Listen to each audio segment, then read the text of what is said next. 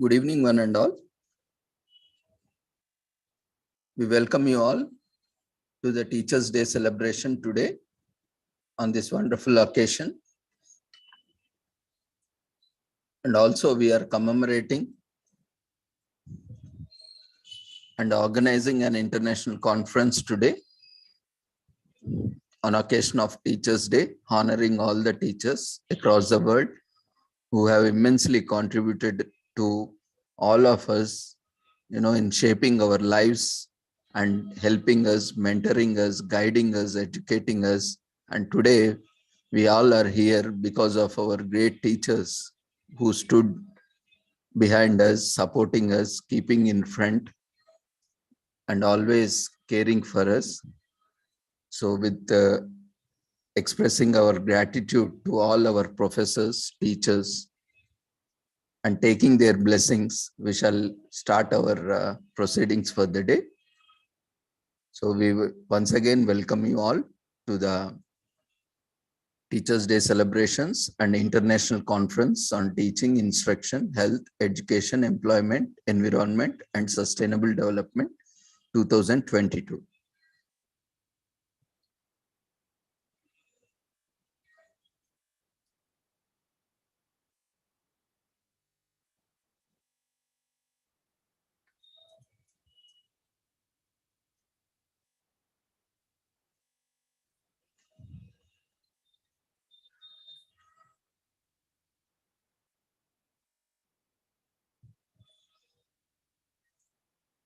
As some of you have already joined this platform earlier, maybe some of them have already known that this entire series we are organizing as part of Azadi Ka Amrit Mahotsav, which started on 12th March 2021, and it's going to be ending on 15th August 2023, that is next year. So as part of this Azadi Ka Amrit Mahotsav, the nation celebrating 75 years of independence, we are inviting speakers across the globe, and we are taking up various topics which are related to sustainable development. United Nations Sustainable Development Goals, SDGs, as part of awareness and campaigns, which includes all disciplines. And our various speakers, experts from various domains and disciplines have been joining us and disseminating their knowledge and contributing to these wonderful celebrations and commemoration. So we are commemorating Azadi Ka Amrit Mahotsav, nation celebrating 75 years of independence, and the United Nations Sustainable Development Goals, SDGs, 2015 to 2030. 2030, we have set goal to achieve all these sustainable development goals, and also international webinar series on holistic health, well-being, and sustainable development 2022. And today we are commemorating birth anniversary of Dr. Sarvepalli Radhakrishnan, who is former first vice president and second president of India, great scholar, philosopher, and Bharat Ratna recipient, and educationalist, and distinguished envoy, academician, and above all, a great teacher who have himself suggested that his birthday, instead of celebrating today as his birthday, it can be celebrated as Teachers' Day. So with this great noble cause, we are organizing this event today in collaboration with Sri Holistic Health Foundation India and Sri Research Institute and Center for Art, Sciences and Wellbeing, along with the support of all the experts, eminent speakers and presenters for the day from across the globe. So without taking much time and taking the blessings of Almighty and wishing you all happy Teachers' Day, we shall continue to today's sessions. So let's take the blessings of Almighty and all the gurus, teachers, and proceed to our sessions.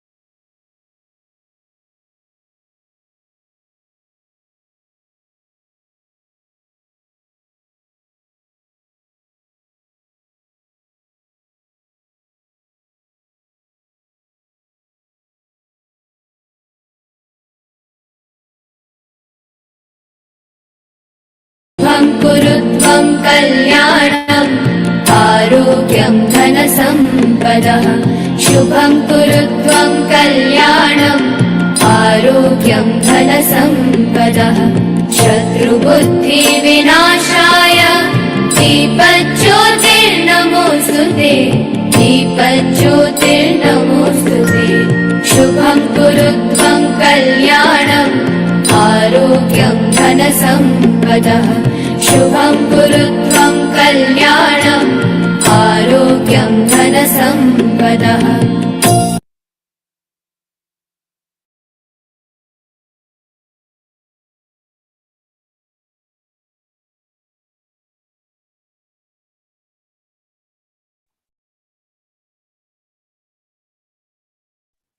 With the blessings of Almighty, we shall continue to today's session. Today we have with us eminent speakers from across the world joining us, and participants also from various walks of life and disciplines have joined. We are grateful to all of you for joining us on this wonderful occasion and gracing this occasion. And I express my gratitude to all the gurus, all the participants, eminent speakers who have joined these wonderful celebrations today. And we have eminent speakers and presenters lined up for the day.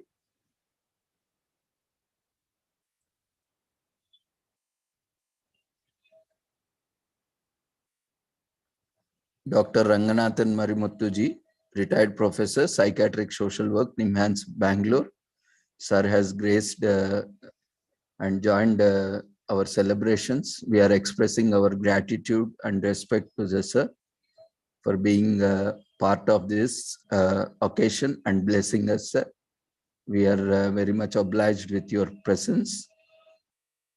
And we have Dr. Anish KR, Assistant Professor, Rajgiri Institute of Social Sciences from Kerala.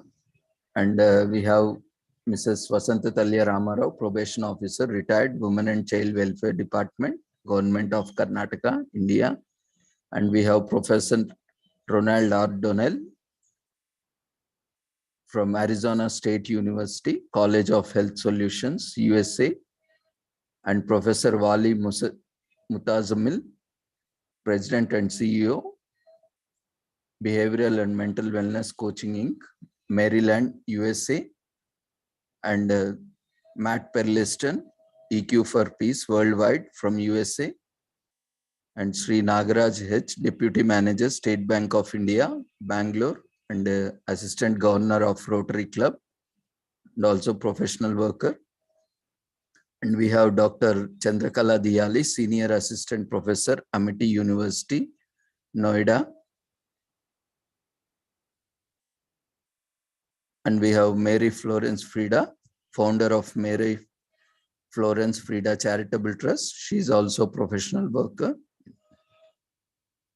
And myself, Dr. Ravindra RM, moderator and coordinator for this international webinar series and also today's conference. So we will be having a few more speakers joining us.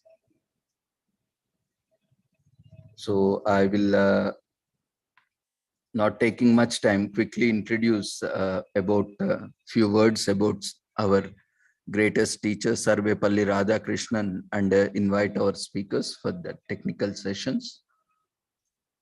Today, we are celebrating Teachers' Day on occasion of birth anniversary of Sarvepalli Radhakrishnan, who was a scholar, politician, philosopher, and statesman from India.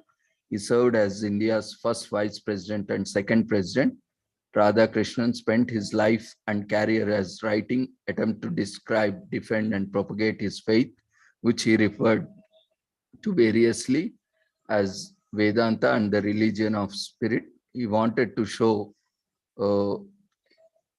the philosophically soundness as well as ethically viable. He often seems to be at ease in both Indian and Western philosophical context, and he draws on both Western and Indian sources in his prose As a result, Radhakrishnan has been hailed as a symbol even in the East and the West in academic circles. So the early life of Sarvepalli Radhakrishnan, as he was born on 5th September 1888 to a Telugu-speaking Niyogi Brahmin family in Tiruttani, Madras Presidency, British India, which is present Tamil Nadu state, India. And his father name was Sarvepalli Veeraswamy, who was subordinate revenue official in the service of local zamindar. And his mother's name was Sarvepalli Sita. And he is from Sarvepalli village in Andhra Pradesh, Nellore district. He grew up in the towns of Tiruttani and Tirupati.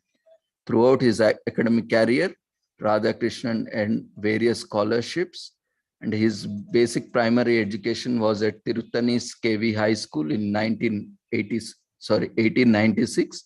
He transferred to Tirupati's Hermannsburg Evangelical Lutheran Mission School and Vajapet's Government Secondary High School. And for his high school education, he enrolled at the Vellore Boris College. At the age of 17, he enrolled in the Madras Christian College after finishing his first of arts class. He earned his bachelor's degree and master's degrees from the same institution in 1906. The ethics of Vedanta and his metaphysical presuppositions, Sarvepalli wrote for his bachelor's degree thesis. It was written in response to accusation that the Vedanta scheme had no place for ethics, and the revered William Marston and Dr. Alfred George Hogg, two of Radhakrishnan professors, praised his dissertation. When Radhakrishnan was only 20 years old, his thesis was published. And Radhakrishnan was appointed to the Madras Presidency's College Department of Philosophy in April 1909, and he was appointed Professor of Philosophy at the University of Mysore in 1918, where he taught at the Maharaja's College in Mysore. He wrote several articles for prestigious journals such as the Quest, Journal of Philosophy, and the International Journal of Ethics while at Maharaja's College. He also finished his first novel, Rabindranath Tagore's Philosophy. He claimed was the genuine expression of the Indian spirit. In 1920, he published his second book, The Reign of Religion in Contemporary Philosophy. In 1921, he was appointed as a professor of philosophy at the University of Calcutta, where he held the King George V Chair of Mental and Moral Science. In June 1926, he represented the University of Calcutta at the British Empire Universities Congress, and in September 1926, he attended the International Congress of Philosophy at Harvard University. Another significant academic event during his period was his acceptance at the Hilbert Lecture on the Ideals of Life, which he gave at Manchester College, Oxford in 1929, and was later published as an idealistic view of life in book form. In 1929, Radhakrishnan was invited to Manchester College to fill the vacancy left by Principal J. Estin Carpenter. This gave him opportunity to give a comparative religion lecture to the University of Oxford students. In June 1931, George Week knighted him for his services to education, and the Governor General of India, the Earl of Willingdon, formally invested him with the honor in April 1932. After Indian independence, he stopped using the title and instead used his academic title of doctor. From 1931 to 1936, he served as Vice Chancellor of Andhra University, and Radhakrishnan was elected a Fellow of All Souls College and appointed Spalding Professor of Eastern Religions and Ethics at University of Oxford in 1936. He was nominated for the Nobel Prize for Literature in 1937. And nominations for the awards continued to pour into well in 1960s. In 1939, he was invited to succeed Pant Madan Mohan Malviya as a Vice Chancellor of Banaras Hindu University, and he was its vice chancellor from January 1948 to January 1949. So many such credits are to Radhakrishan's profile, and Radhakrishan attempted to bring Eastern and Western ideas together, and while also integrating Western philosophical and religious ideas. Radhakrishnan was one of the neo-most Vedanta's influential spokesmen. His metaphysics was based on Advaita Vedanta, but he interpreted it for a modern audience. He recognized the truth and diversity in human nature, which he saw as a grounded in and endorsed by the absolute of Brahman. Theology and creeds are intellectual formulations as well as symbols of religious experience or religious institutions for Radhakrishnan. Radhakrishnan graded the different religions according to their interpretation of religious experience, with Advaita Vedanta holding the highest spot.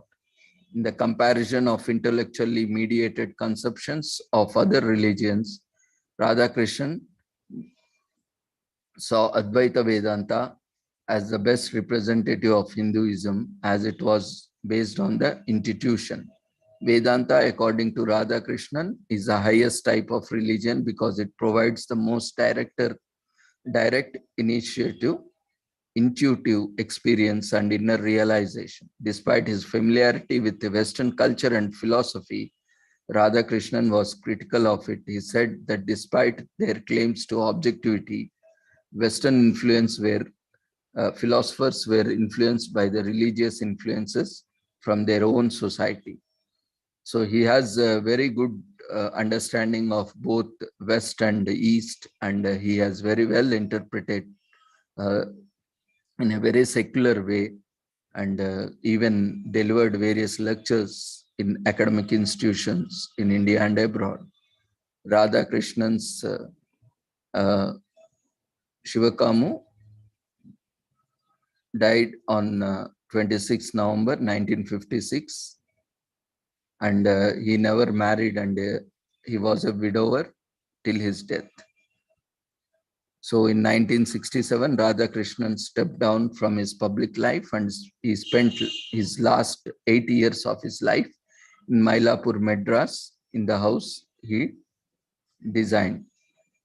On April 17th, 1975, Radhakrishnan has passed away. And he has several awards and honors to his credit. Radhakrishnan was awarded Bharat Ratna, the highest civilian award of India, in 1954, along with the various awards. And his various literary works include the first book authored by Radhakrishnan was A Philosophy of Rabindranath Tagore in the year 1918. Second book published in 1923 named Indian Philosophy, and The Hindu View of Life published in 1926 was Radhakrishnan's third book, which was related to Hindu philosophy and beliefs.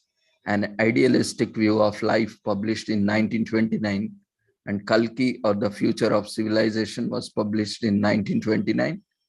And the sixth book named Eastern Religions and Western Thought in the year 1939. Religion and Society were published as the seventh book in 1947. In 1948, the Bhagavad Gita with an introductory essay, Sanskrit text, English translation, and notes were published. In 1950, his book, The Dharmapada, was published, and his 10th book, The Principal Upanishads, was published in 1953. And Recovery of Faith was published in 1956, and the 12th book as a source of book in Indian philosophy was published in 1957. The Brahma Sutra, The Philosophy of Spiritual Life, was published in 1959, and his last book named Religion, Science and Culture was published in 1968. So in his biography, we know that Dr. Radhakrishnan, his early life, his education, and his teaching career, tenure as Vice President and President of India, his literary works, his awards, achievements, a great inspiration for all of us. And finally, to conclude, Sarvepalli Radhakrishnan was an great academician, philosopher, and statesman who was one of the most well-known and prominent Indian thinkers in the academic circles during the 20th century. So Radhakrishnan spent his life and career as a writer attempting to describe, defend, and propagate the Eastern faith, and which he referred to variously as Vedanta and the religion of spirit. Rather than being known as a Radhakrishnan president, he was famous for his academic skills as a teacher. So due to time constraints, I am not getting into much detail. So with this, we shall conclude commemoration of Sri Sarvepalli Radhakrishnanji's birth anniversary, and we shall move on to our next speaker for the day.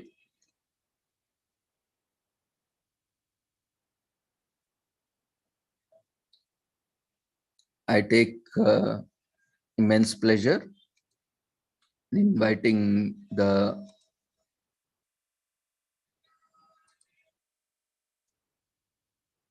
first speaker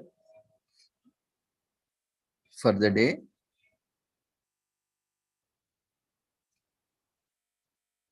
with the blessings of Sri Ranganathanji, retired professor, psychiatric social work, NIMHANS, Bangalore. Sir is unable to address this due to technical issues. With his blessings of his presence and gracing the occasion, we shall continue with the next session. Our next session would be by Dr. Anish KR, Associate Professor from Rajgiri Institute of Social Sciences, Kerala, India.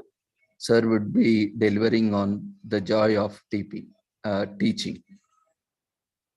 Anish sir, we welcome you once again to the international webinar series and also international conference commemorating Teachers' Day. You can unmute yourself, sir. You can start your, you have been made co-host, you can unmute. So, thank you very much. Indeed, this is a great day for all of us, especially teachers. Thank you, Dr. Ravindra, for this strenuous effort of continuing this webinar series for such a long period. And I had been here once earlier. So I'm really happy to be here with you all today, because today is Teachers' Day. We heard a lot of information about Dr. Sarvepalli Radhakrishnan, and we saw the scholarly nature of work he has done to the context of India. Now, I know that today has been a great day for me as a teacher. This is my 20th year of in academics, and I could see that I have been receiving messages from my students from today morning onwards. So probably today morning onwards, we started getting from students from India. Now I'm getting messages from students who are from USA, Canada, and various countries. So you know that once you are a teacher, your resource is unlimited, and your type of love you experience, type of reward you experience from the students are immense. So I'm really happy.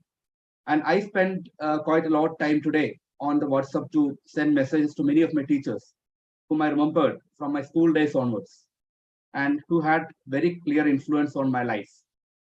So I'm really happy to speak to you today on this topic of joy of teaching.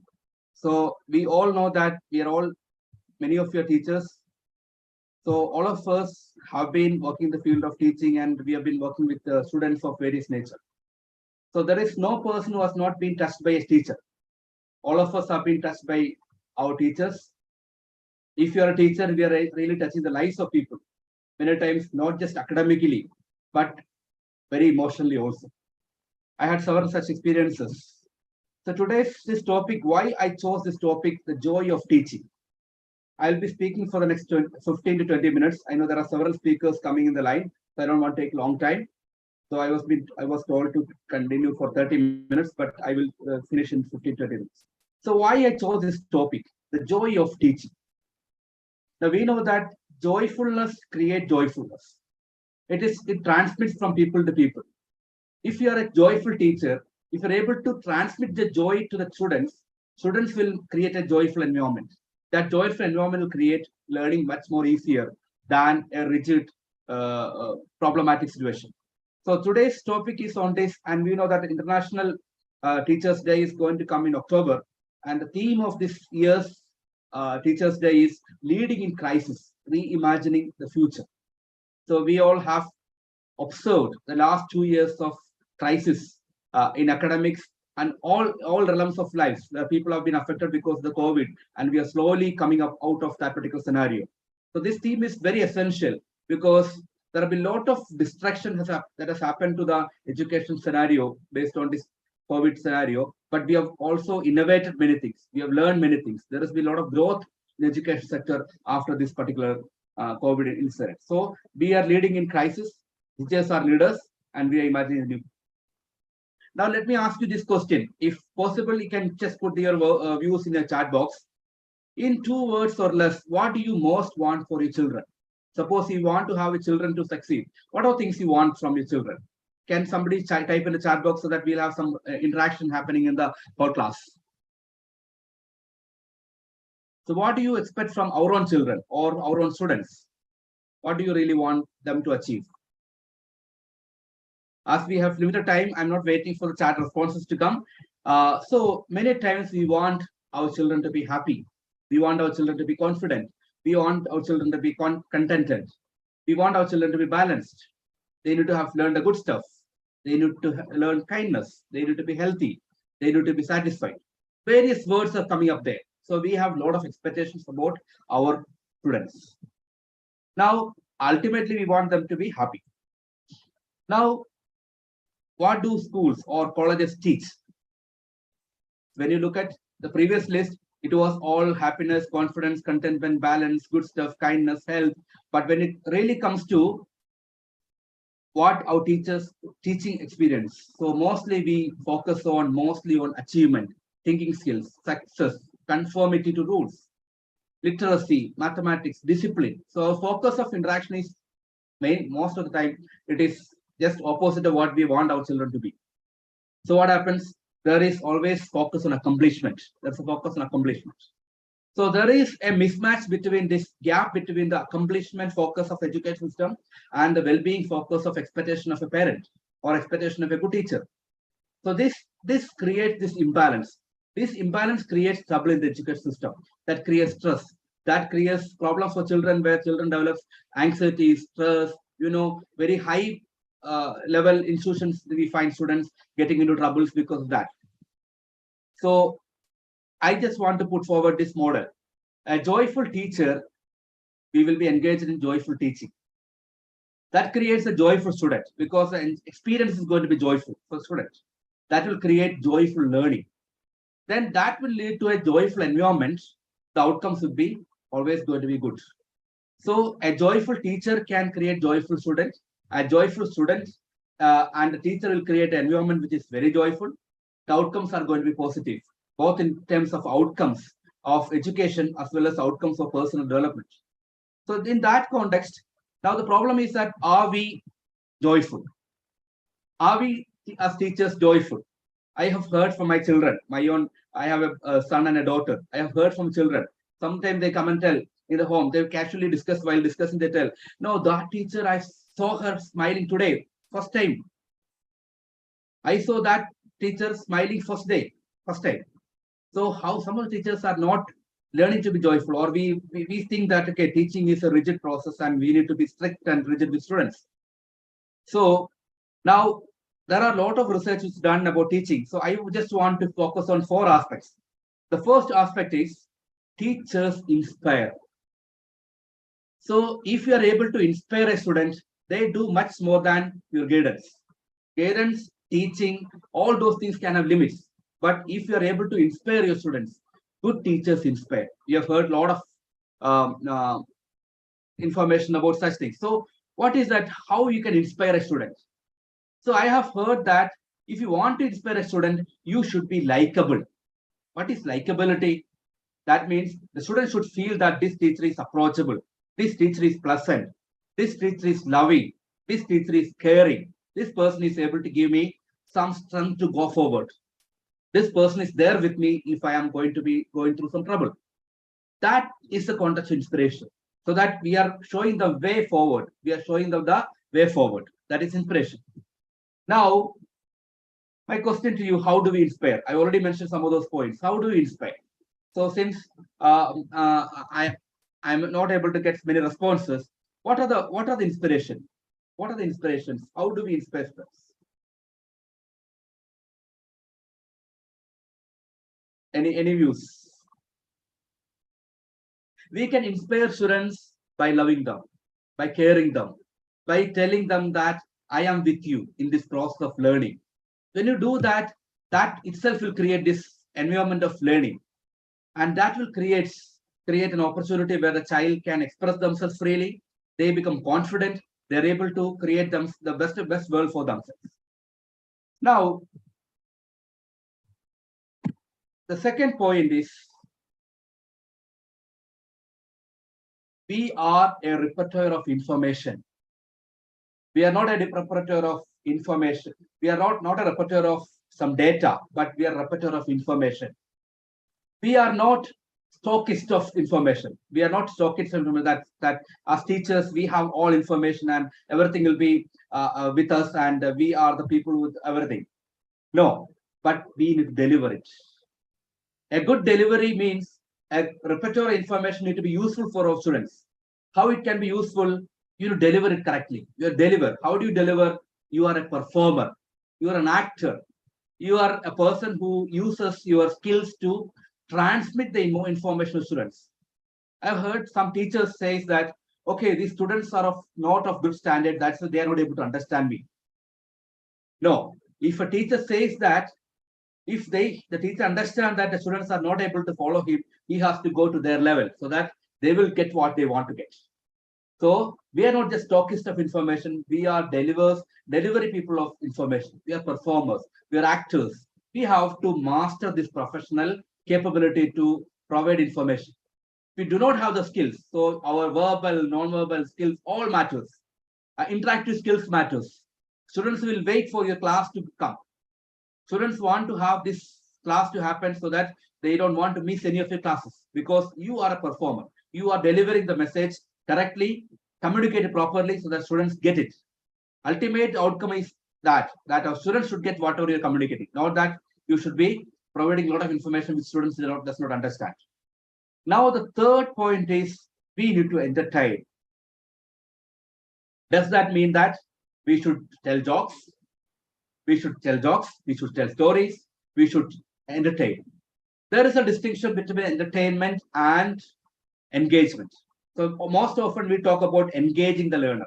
Engaging the learner, yes, of course, we need to engage the learner in the process of learning. But how do you entertain? Entertain has two words, means enter and attain. So what is the entertain? If you want to entertain your learner, that means the learner has to be with you from the beginning to the end of the session. How do you entertain the learner? You have to enter their emotional space. We have to enter their emotional space. A lot of research in positive psychology has clearly proved that if you start a class with negativity, the class is going to be transmitted to every student in the community and the class is going to be negative throughout. And the receptive capacity of students are going to be much, much lower compared to a class which is started with a positive note, a negative, positive energy, a positivism. So if you have that positive energy starting in the classroom, if you are able to transmit that to your students in the classroom. I remember during my early career, I used to do this. I go to the classroom, ask attendance, check about all the assignments which was given earlier, all checking about everything happens at the beginning of session, which I found that will create a melancholy in the classroom where the students go into the mood of a negative emotion. Some of them might have not done, then some of them are not done, then you will make them to stand up. You need to ask them, why did you do that? Then sometimes you have your methods of blaming them. All those things happen, that creates negative emotion. But now I realize that I never check anything in the beginning of session. I will check at the end of session. Or I would say rather little before the ending of session, because end also need to be good. So you have to start good, start well, so that you enter the emotional world. This is not only meant for one session, we need to connect to our students. we need to connect them emotionally. We need to say hi to them when you see them outside the classroom. We need to ask them, how are you today? You need to ask them, you feel seems to be gloomy today. What happened? You need to check with them when somebody taken a leave and they're coming back to classroom. You need to check with them. What happened? How are you now? I remember when my daughter, now she is in the 8th standard, while she was studying in the lower kindergarten, LKG. One day she came to me and asked, Papa, can I take a leave today? And I said, why you want to take a leave? You have no problem. Why you want to take a leave? Then she said, Papa, after I take a leave, I go to school, no? The teacher, her name is Bindu Miss. Bindu Miss will call us close to her. Teacher will call them to close to her and ask them, what happened, my dear? Why you were not there today? And she will hug. That hug meant a lot. That hug meant a lot for this girl. So my daughter wanted to take a leave so that she will get that appreciation, that concern, that acknowledgement, that care, that hug. That hugging teacher still remembers. 8th class also, she still remembers this teacher because the teacher has entered her emotional world. We need to enter the emotional world of our children. Now, once we enter the emotional world, then you can attain connection. So no teachers can be successful unless we create connection with our students. Students should feel that when they are in trouble, they should feel that, okay, I can go back to this teacher. I have several such experiences that many of my students send me WhatsApp messages. I'm in trouble. Please help me. Can you arrange some help for me? Can you speak to me? So if a student is capable of telling you this message, that's success. That is success because you are able to enter their emotional space. You are able to attain connection without losing the boundary. Of course, some of the teachers might be thinking, should I be doing this because I may lose my boundary? Without losing a boundary, you have to do that. I think a simple pat can many times make a lot of meaning for students. A simple words of appreciation can make a lot of meaning for my students. I sent a message to my teacher. She had taught me in the 9th, 10th, and 12th until 12th class. In my physics class teacher, I called her. I sent her message today. I had some conversation with her today, only because she used to tell, while I was in my 10th class, 9th class, 11th class, Anish, you are good. Anish, you are good. Only that simple message. Today also I called her and I talked to her. I told her, you made such a meaning in my life. My self-esteem I boosted. My life was so important because I felt my life as important when I heard you telling like this. She never felt or she never thought that this will make such an impact on life of a young boy like me when I was in my adolescence age. Many times this can make a lot of difference. So that is very important. Entertain your learner. Then there is something called emotional bank account. Many of you might be knowing from the Stephen Covey's 7 Habits of Highly Effective People.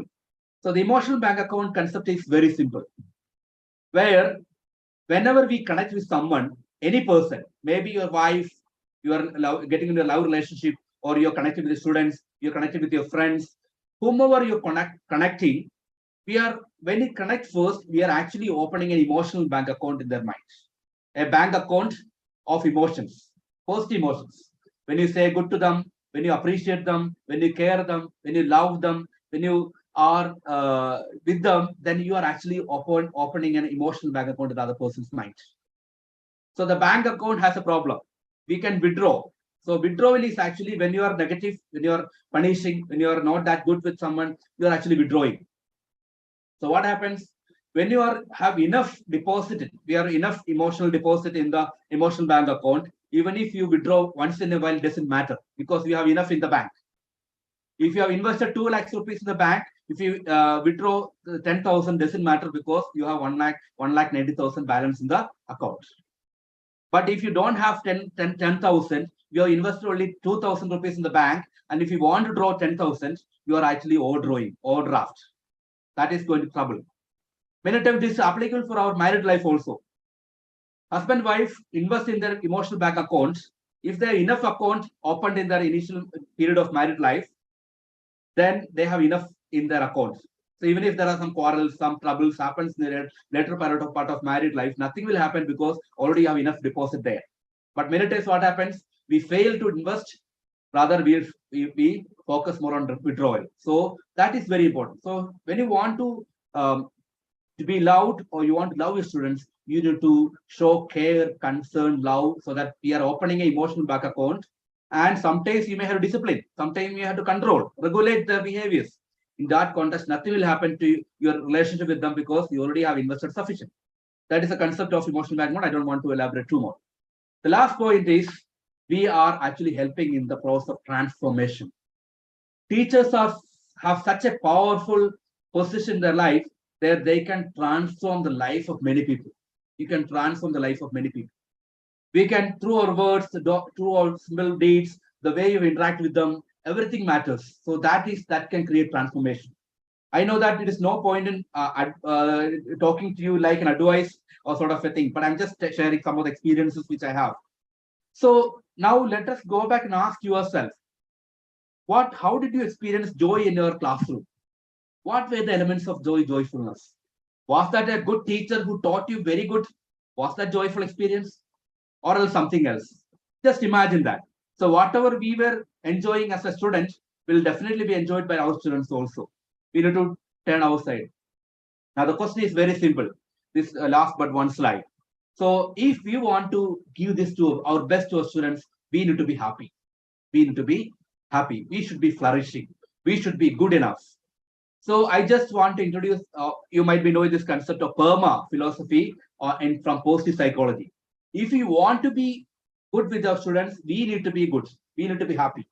If you're unhappy, your mind is fully disturbed, then you cannot go to a classroom and enjoy teaching. You cannot enjoy the interaction with students. You may become angry, and you can understand the mood changes can influence the classroom teaching. So the PERMA model proposed by Martin Seligman, one of the famous proponents of positive psychology, he talked about PERMA model. It has 5 components. I'm not going to talk about this. This itself can be a big session. So just 5 points. The first thing is we need to provide or experience positive emotions, happiness, joyfulness, enjoyment, entertainment, sharing, caring. Everything can be part of positive emotion. We have to purposefully create opportunities to experience positive emotion. Positive emotion does not come to you directly because our monkey minds have a tendency to jump to the negatives. If you see a big whiteboard with a dark mark, we will focus on dark mark basically because our brain is tuned in such a way. So we have to purposefully create opportunity to experience positive emotion. That's the first thing. Second, engage yourself. Once you are engaged in activities, when you are busy, you have no time to gossip. You have no time to feel jealous. You have no time to feel bad about situations. You have to be engaged. Engagement is important. So this is also important in classroom environment. We have to create an environment of positive emotion. We have to engage our children so that they are engaged, so they don't have any time to distract themselves for other things. The third R stands for relationships. We have talked enough about that. We have to relationship, warmth, friendliness, empathy with limits. Relationships are very important. Then M for meaning. There should be a purpose. Why do we do this? As a teacher, I should have a purpose. Why do I do this? I have heard from some of my students saying that when this sir comes to our class, not talking about me, that some students have already told me like this. When this Anil sir comes to class, he think that he wants to teach us. He think that we should learn.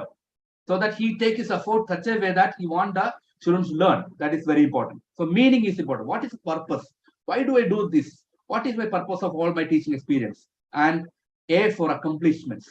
So when you appreciations, reinforcements, experience where students can be appreciated, all can be provided an environment of positive education. So a positive education using PERMA philosophy, you need to create environment of positive emotion in the classroom. We can engage our students in the classroom, not monotonous lecture like what I'm doing now, but engaging the audience. That's very important. Establish relationship with them. Look at everyone's eyes. Look at everyone. Call their names. All matters. All matters very much. That all are important. Then have a purpose why you are doing this, and provide opportunity for our children to gain something, accomplishments, so that they feel happy, they feel confident, they feel boosted with self-esteem. So effective teachers praise. Effective teachers praise. So with that message, I want to stop. So there are 4 aspects I mentioned in this session today. So we have to be concerned about our students. We have to transformation is our focus. So transform our students, build relationship. Thank you very much for patiently listening to me. I don't know whether I could engage with you because of the monotonous lecture from my side. Thank you very much. Over to you, sir.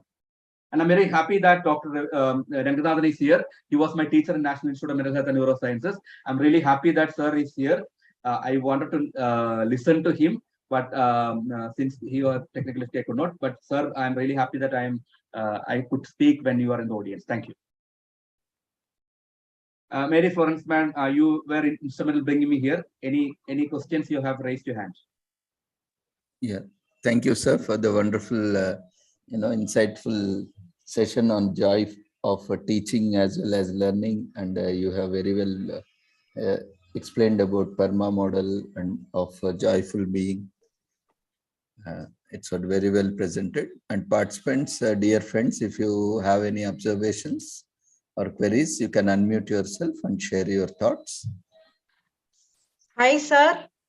Yes, actually, last time I didn't get the opportunity to listen to you when you presented in our forum. Today, I'm really blessed. So I know you're a very great teacher because I have a lot of friends in Rajagiri who have passed out from Rajagiri and they did with me MSW in Bangalore. So I've heard a lot about you, but I saw you in live. So you love your profession.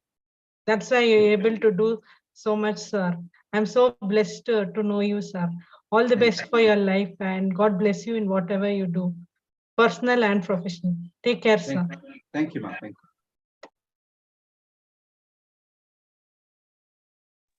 Thank you, Mary ma'am, for your kind words. Anyone else would like to share or your feedback or comments? Feel free to use chat box or unmute yourself.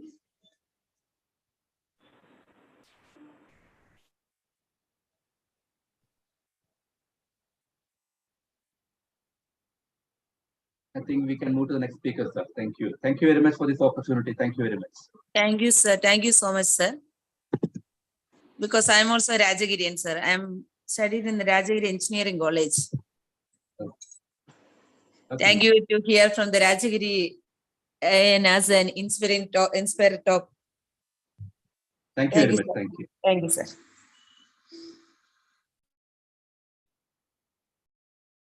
Thank you, ma'am.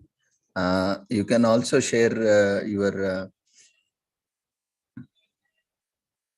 feedback through feedback form, and we will convey the same to the eminent speakers for the day.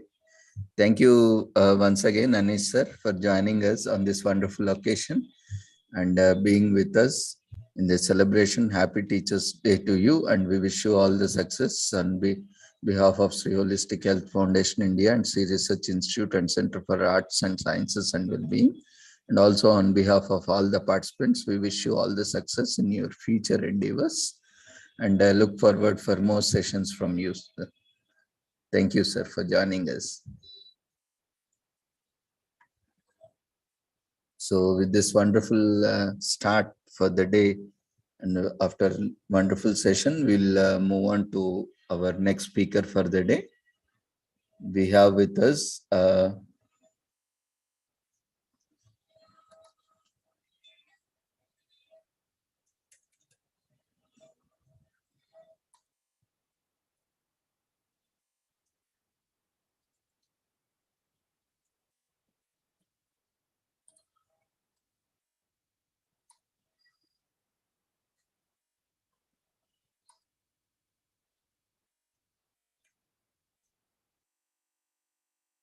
we have with us Professor Ronald R.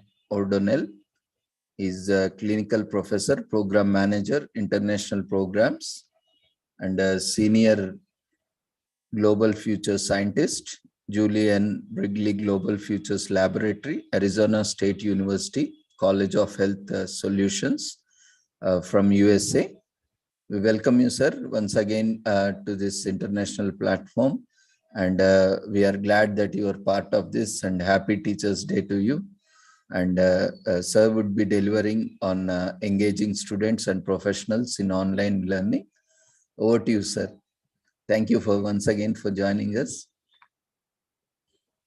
Dr. Ravinda, thank you for the introduction, and good evening to my friends and colleagues, and happy Teachers Day.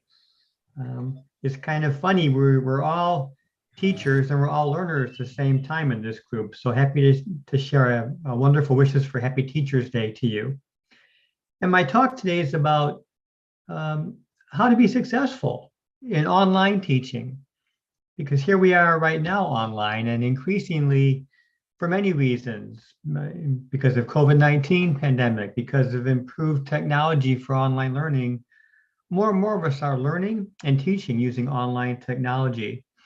I do want to thank Anish before me, who I think your presentation was excellent, and all the points you made I agree with very strongly. So wonderful job to lead the day off. From my perspective, I want to talk about the obligation. The obligation is two ways. If you're a teacher, there are obligations you have to be the best and most effective teacher possible. And if you're a student, whether you're a student in a classroom, online classroom, whether you're a student as a professional right now, online, listening to other professionals, there are obligations you have to be an effective learner. So for the teachers, the first obligation, in my perspective, is to have passion, to love what you're teaching, to convey that love in your expression, your emotions, how you come across to your students. If you aren't interested in your topic, your student won't be either. So having a passion and love for what you're teaching is critical. And if you have that, it will be very clear as you talk and speak and engage your students either in real time through webinars or even in your offline asynchronous activities, such as responding to discussion posts or grading papers and assignments. So having a passion is number one. Secondly, I think for teachers, the obligation is to be available. This is back to Anisha's comment, to make sure you're there to love your students, to engage them. Being available if your student has a question, to be happy to meet them either by email or text or even through a brief telephone or video conversation. I often find 5 minutes talking to a student is much more valuable than trying to go back and forth by email or sharing documents, just to clarify an assignment or a lesson.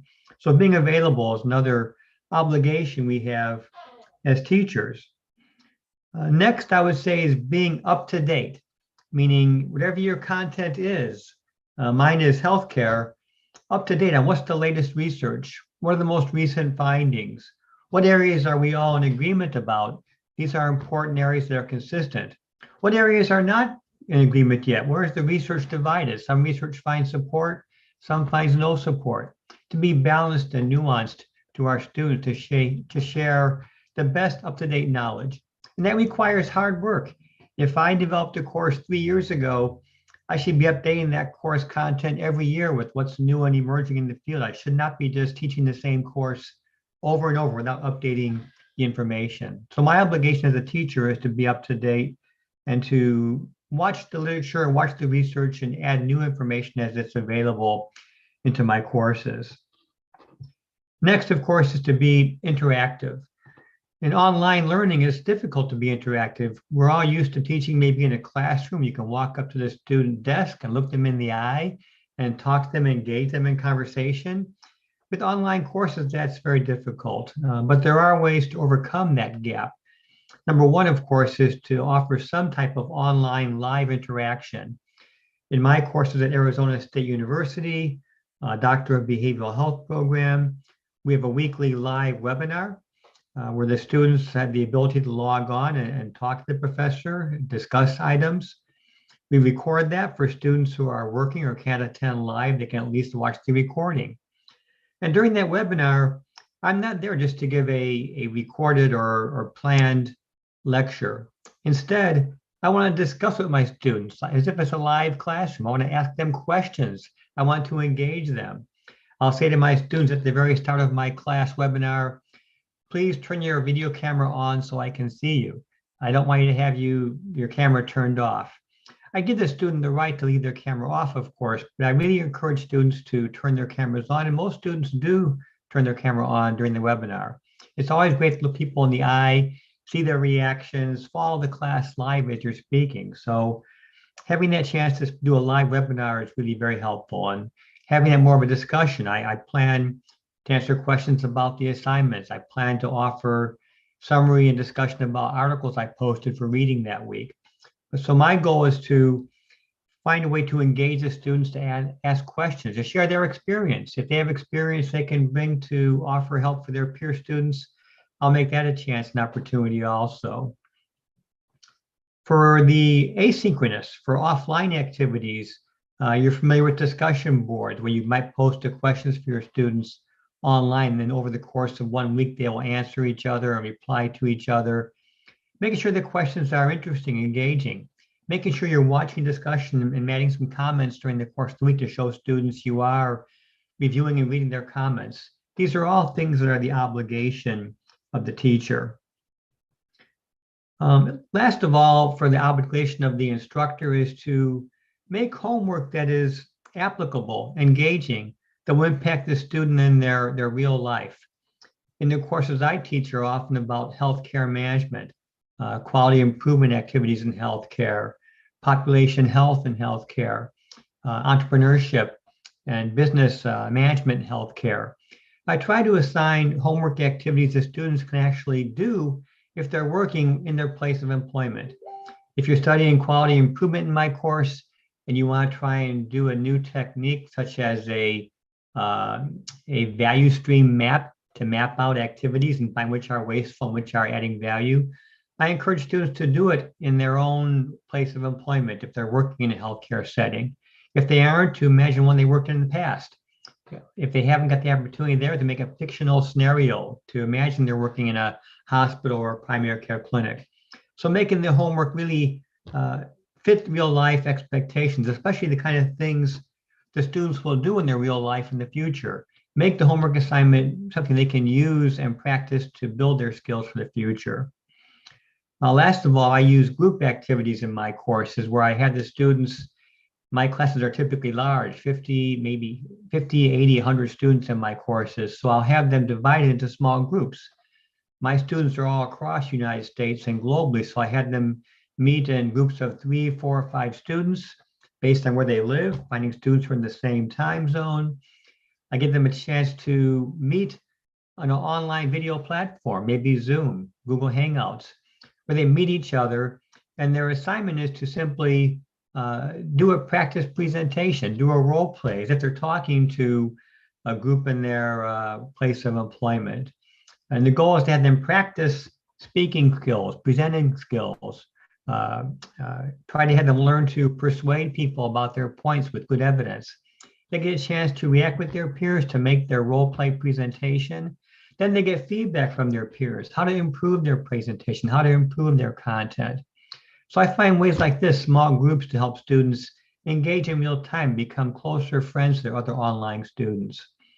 These are all things I think are the obligation of the teacher to really make the course engaging, to be passionate, to show your interest and concern for the students and be available to them.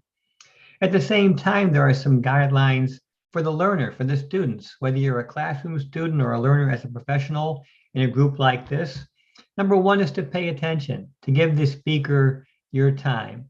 We all know about multitasking. There's a place for multitasking, even though we know it's not effective. But if you're in an online presentation, you should give your attention to the people speaking. Give your time and attention. You shouldn't be looking at your screen at other kind of activity. You shouldn't be on your phone doing your video, your social media streaming. Be courteous. Give your attention to the speaker. Second is, of course, to prepare. If there are any kind of online or assigned readings or articles or videos before the presentation, to take the time to review those, to be an informed consumer, informed about what the topics are, to read them in advance. I expect my students to be able to discuss current readings in my webinars. If they have not read them, of course, they can't discuss them. So there's an obligation for the learner to invest the time to know in advance what the readings are and to go over them so they can be active in discussion. Next is to be interactive, to reach out to your instructor, whether it's online in the actual live webinar like this, or certainly by email or text after the class is over. If you have any questions, to follow up, to be active, to be a participant, showing that by your interest in the course and by engaging the professor. Last of all is, as you're learning new skills through webinars, to practice those. If I'm trying to learn new skills, I might jot down 5 or 10 things I should be doing to practice that skill, have it on a piece of paper next to my desk, and during the course of my day, I'll try and practice those skills to make them real in my everyday life, to try things out personally I've learned through my teachers and webinars, to get more information if I have questions about a topic. So I wanted to, wind things down, wrap things up by just saying there are obligations we have as teachers, obligations we have as students, as learners, to be respectful for each other, to respect each other's time, to listen to each other, to engage each other. These are things that make learning more effective, more meaningful, and most of all, more enjoyable. We might miss talking to our students in the classroom where the one-to-one intimacy is there. You can engage right away, but we can recreate those classroom experiences online with effort, with planning, and with using learning strategy techniques for online learning. So with that, I want to just wish you all a happy Teachers Day. Thank you for inviting me today. Wish you all continue to do your best as teachers to make sure you follow these obligations, and as students to do the same thing. And as I said, we're all at the same time, at the same moment, we're all teachers and learners. And I look forward to learning more from you on this journey. Thank you very much. That concludes my talk for today. Wish you a good evening.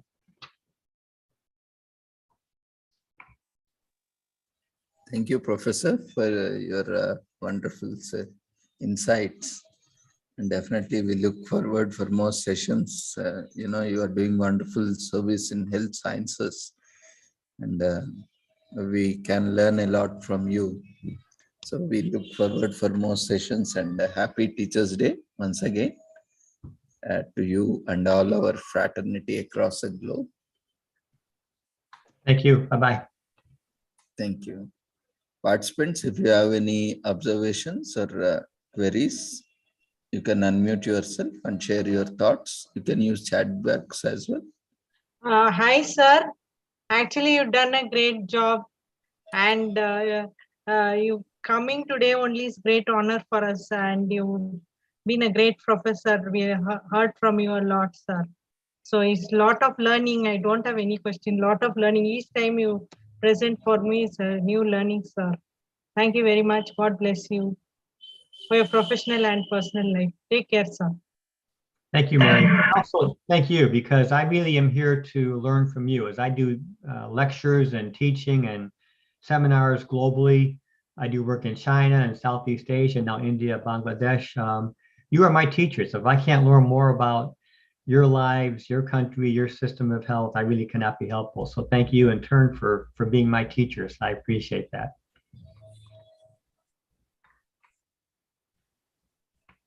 Thank you, Professor. Once again for joining us, and we wish you all the success for your future endeavors and look forward for more sessions.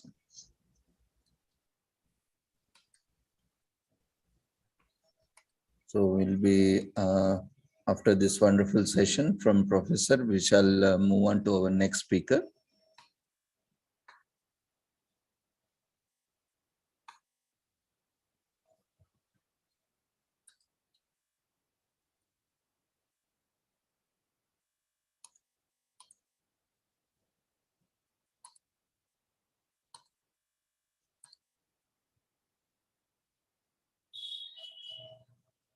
We have with us Professor Wali Mumtaz Mil,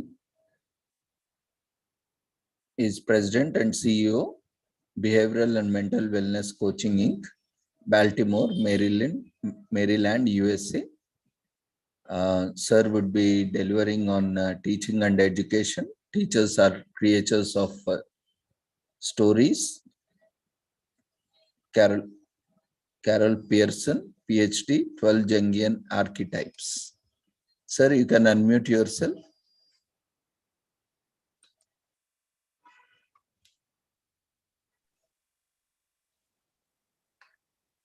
You can start your video, Professor Wali, sir.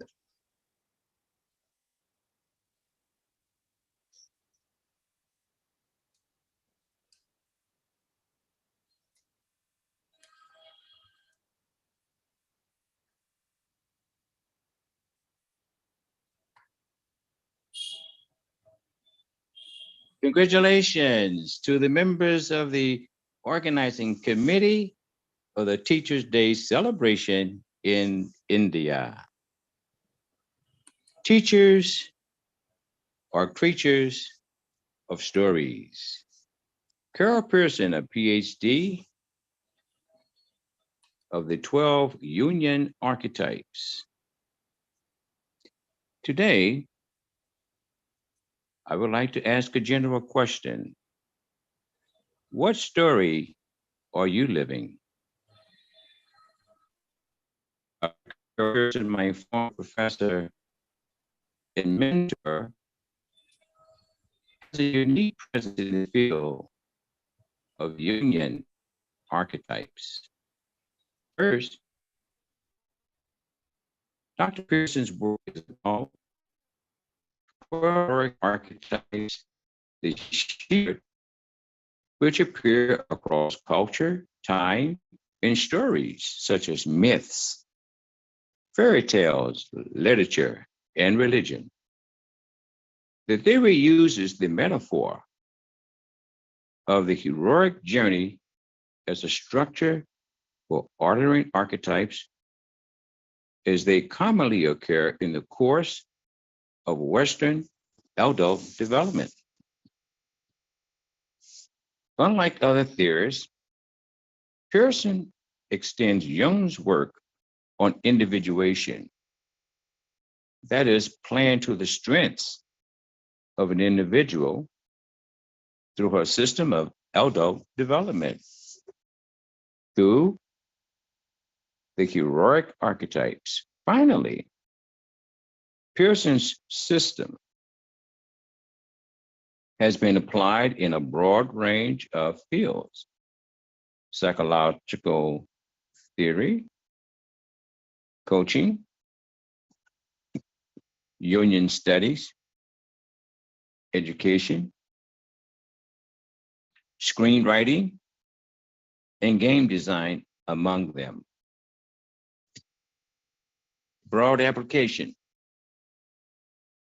Carol has also written about applications of the Pearson-Marr archetype indicator, also known as the PMAI,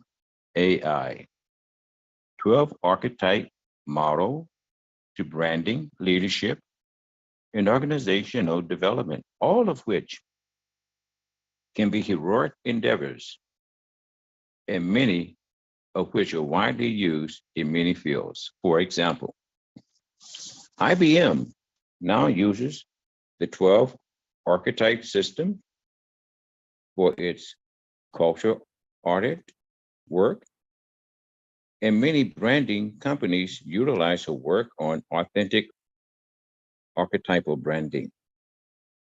As one branding consultant who uses the theory of archetypes in her work once said, "My clients don't speak Jung, they speak Pearson."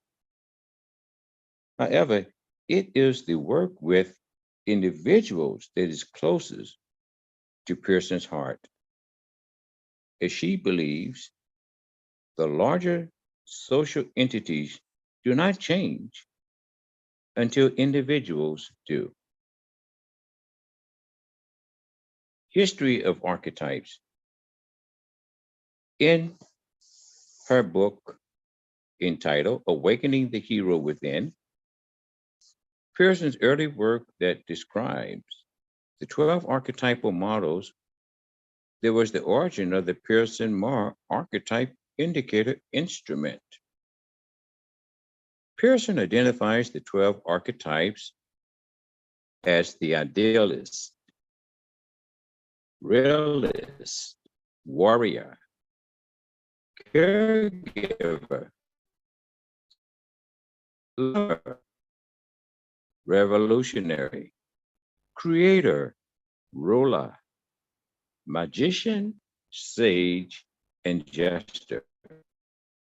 She then collaborated with Dr. Hugh Marr to create a reliable, validated instrument to help individuals utilize her theories in their lives. Individuation, also known as the strengths of an individual, breaking the hero within, Bill Young's concept of individuation by clustering the archetypes developmentally in three groups. 1, ego. 2, soul. And 3, self.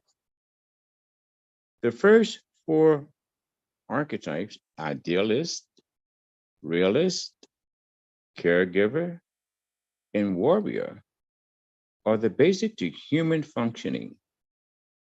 With the second half of life comes the initiation of the internal journey of the hero. This soul cluster is composed of the seeker, lover, creator, and revolutionary, contributing to identified development that deepens as people mature. The third cluster, containing the ruler, musician, sage, and jester, are the archetypes of the soul. The archetype of the self, which Jung thought of as the balancing point of the entire psyche. Conscious, personal, unconscious, and collective, unconscious. The self represents wholeness, is linked to the numerous or divine, and is symbolized as the circle of Mandela. The model is described in stages, but in experiencing the journey, it is spiral, where one encounters the same archetypes at different levels of integration as personal development progresses. The archetypes are also called forth in handling particular life tasks and responding to new challenges. A given life situation may call forth a particular archetype, regardless of what archetype is theoretically predominant in that period of a person's life. All 12 archetypes are potentially present at any moment. And what may be called forth depends upon both the situation, archetypes, and individuals who oversees that particular life period. In closing, bringing forth the right archetype to a given task, it has the adaptive capacity to heighten morale, increase productivity, and effectively accelerate the positive impact on an organization's mission and contributions to the global economy. Thank you.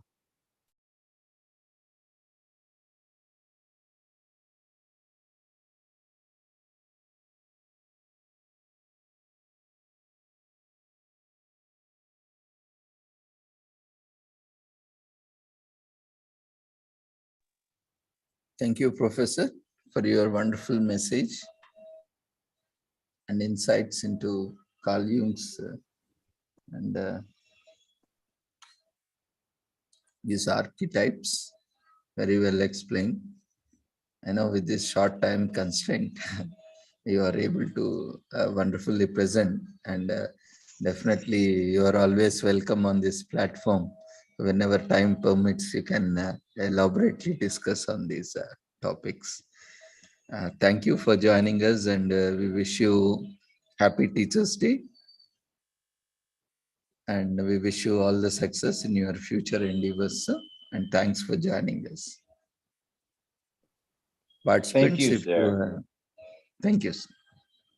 Thank you. Thank you so much. I wish you and your colleagues and organizing members of the committee to have an amazing Teachers' Day celebration in India. I look forward to joining in supporting your rich experiences once again. Thank you, Professor. Dear friends, if you have any observations, clarifications, or comments, feel free to share your feedback through chat box, or you can unmute yourself and share.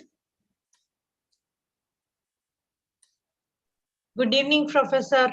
You did a wonderful job. Actually, your topic is very new to me. It's very learning experience for me. So I learned a lot. All the best for your professional and personal life. God bless you. Take care, sir.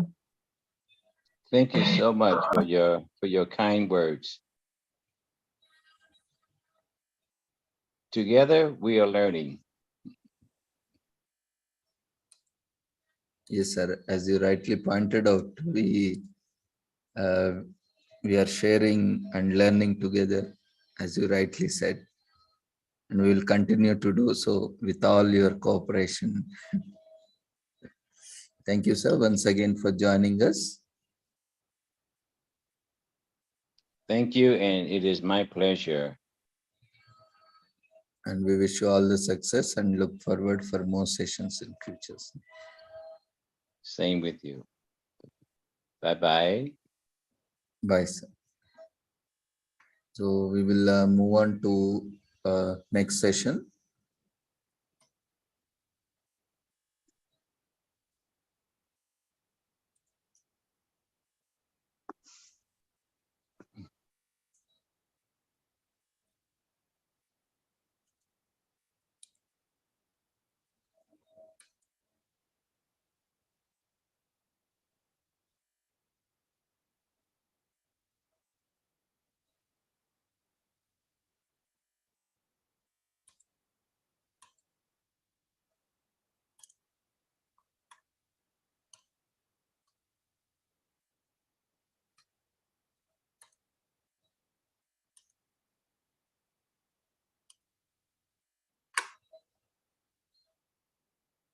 So we have with us our next speaker,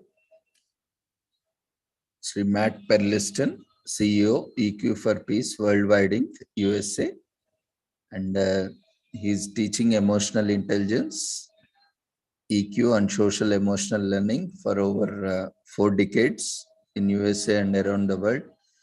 And our friend is actively associated with our platform and regularly contributes to the global peace and sustainable development, and how emotional intelligence, is very much essential and crucial in this promoting and as well as, in achieving global peace. So thank you, dear Matt, for joining us once again, and happy Teachers' Day to you. And we welcome you once again to this international platform. Over to you, Matt, for your session on EQ for teachers.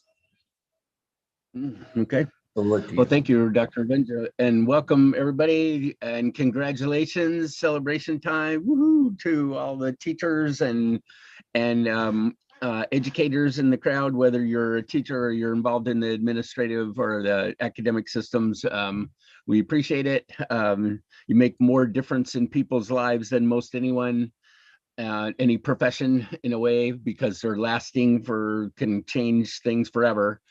I have a lot of appreciation for my teachers. I still have teachers. I think we should continue to have teachers and find people that we look up to, that we respect, that we want to learn from.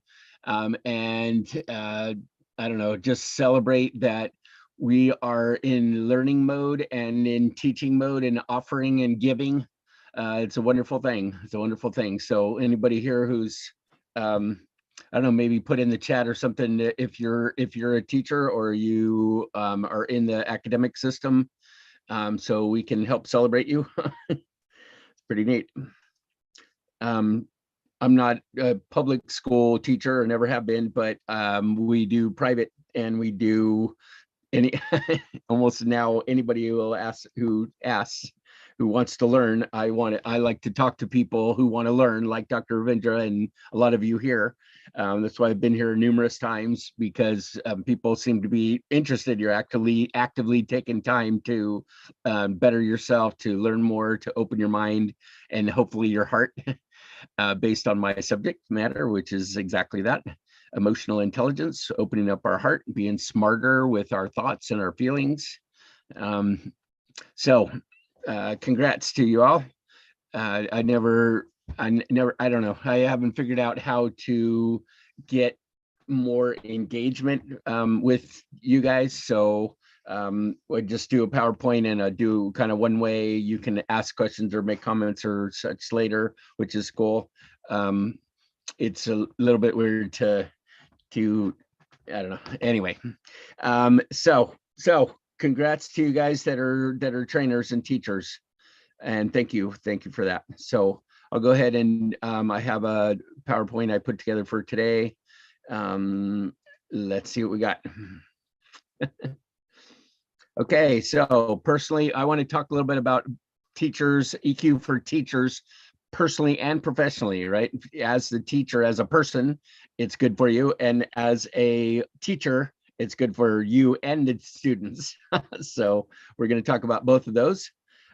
First is, like I said, I wanted to thank everybody. Thanks for everyone who is involved here, and congratulations. And I appreciate, we appreciate you and your efforts. It is a very challenging job.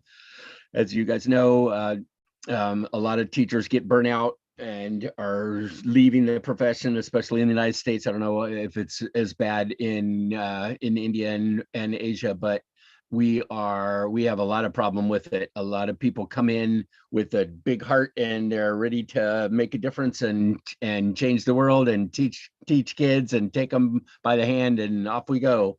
And the average is something like 5 years. So they go through more school than they made it through their career, and then they're done.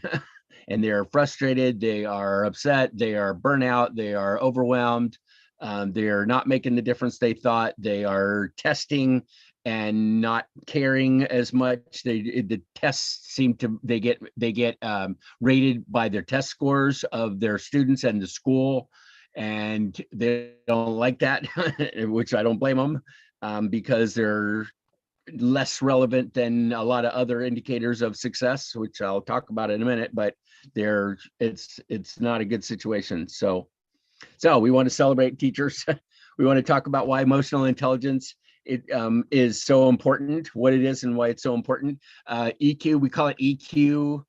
That stands for emotional quotient, which is a quantified, which is a scoring thing, which is a number, which is kind of weird if you think about it. About quantifying your emotions is a little bit strange, but we kind of have to show progress and to show how we're doing and to show comparing to other people, all that kind of good stuff. So we have to learn how to quantify our emotions, which is, like I said, is tricky. It's tricky.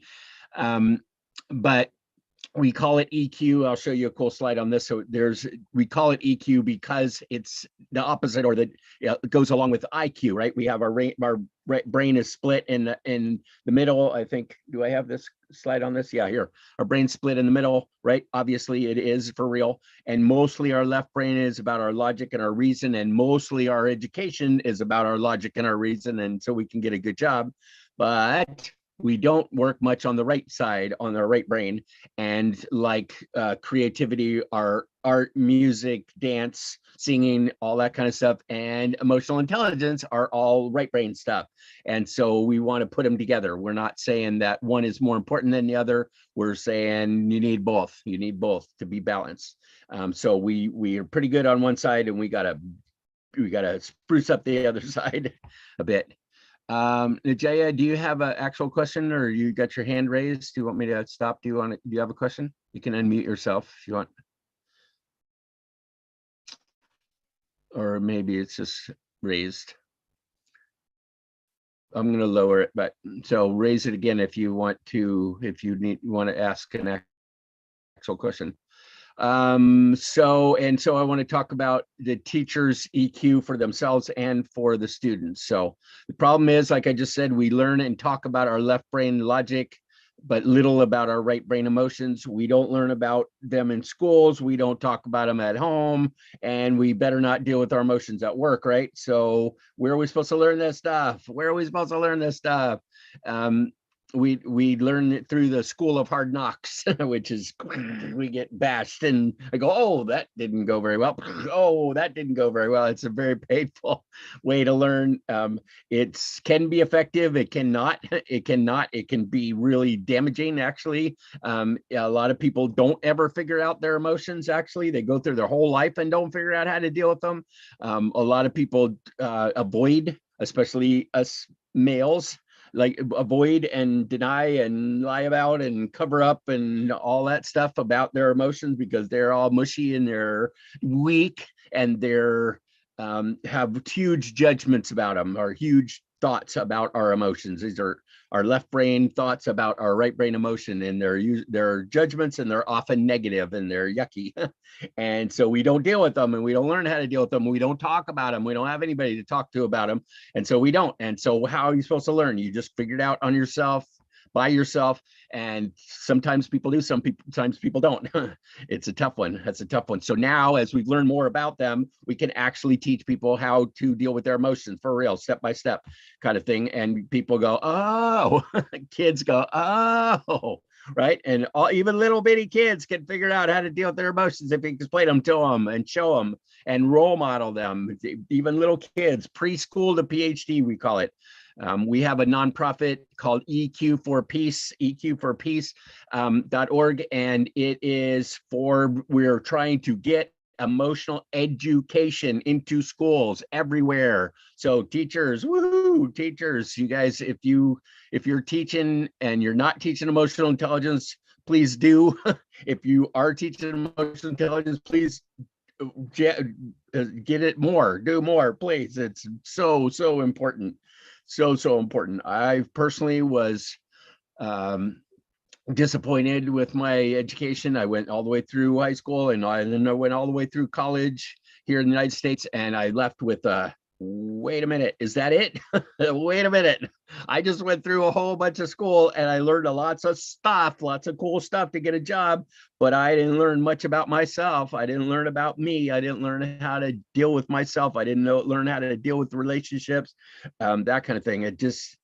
I was disappointed. And so now I'm using that anger and that disappointment to shift it around and go, wait a minute, this is not cool. In fact, emotions are not taught in very many schools anywhere. And that's just so wrong. It's so wrong. The kids are supposed to learn about themselves. They're supposed to learn about themselves in their world. And we're not doing a good job of teaching them at all. And so, we're trying to change that. We're trying to change that. So it's a fairly hefty goal, fairly big project, and could use some help if you're interested. But it is we'll see what we can do. We'll see what we can do. We're leading toward what we're leading toward is peace. Peace is the goal for this whole thing. I don't even know if I put a slide in here about that. I certainly should.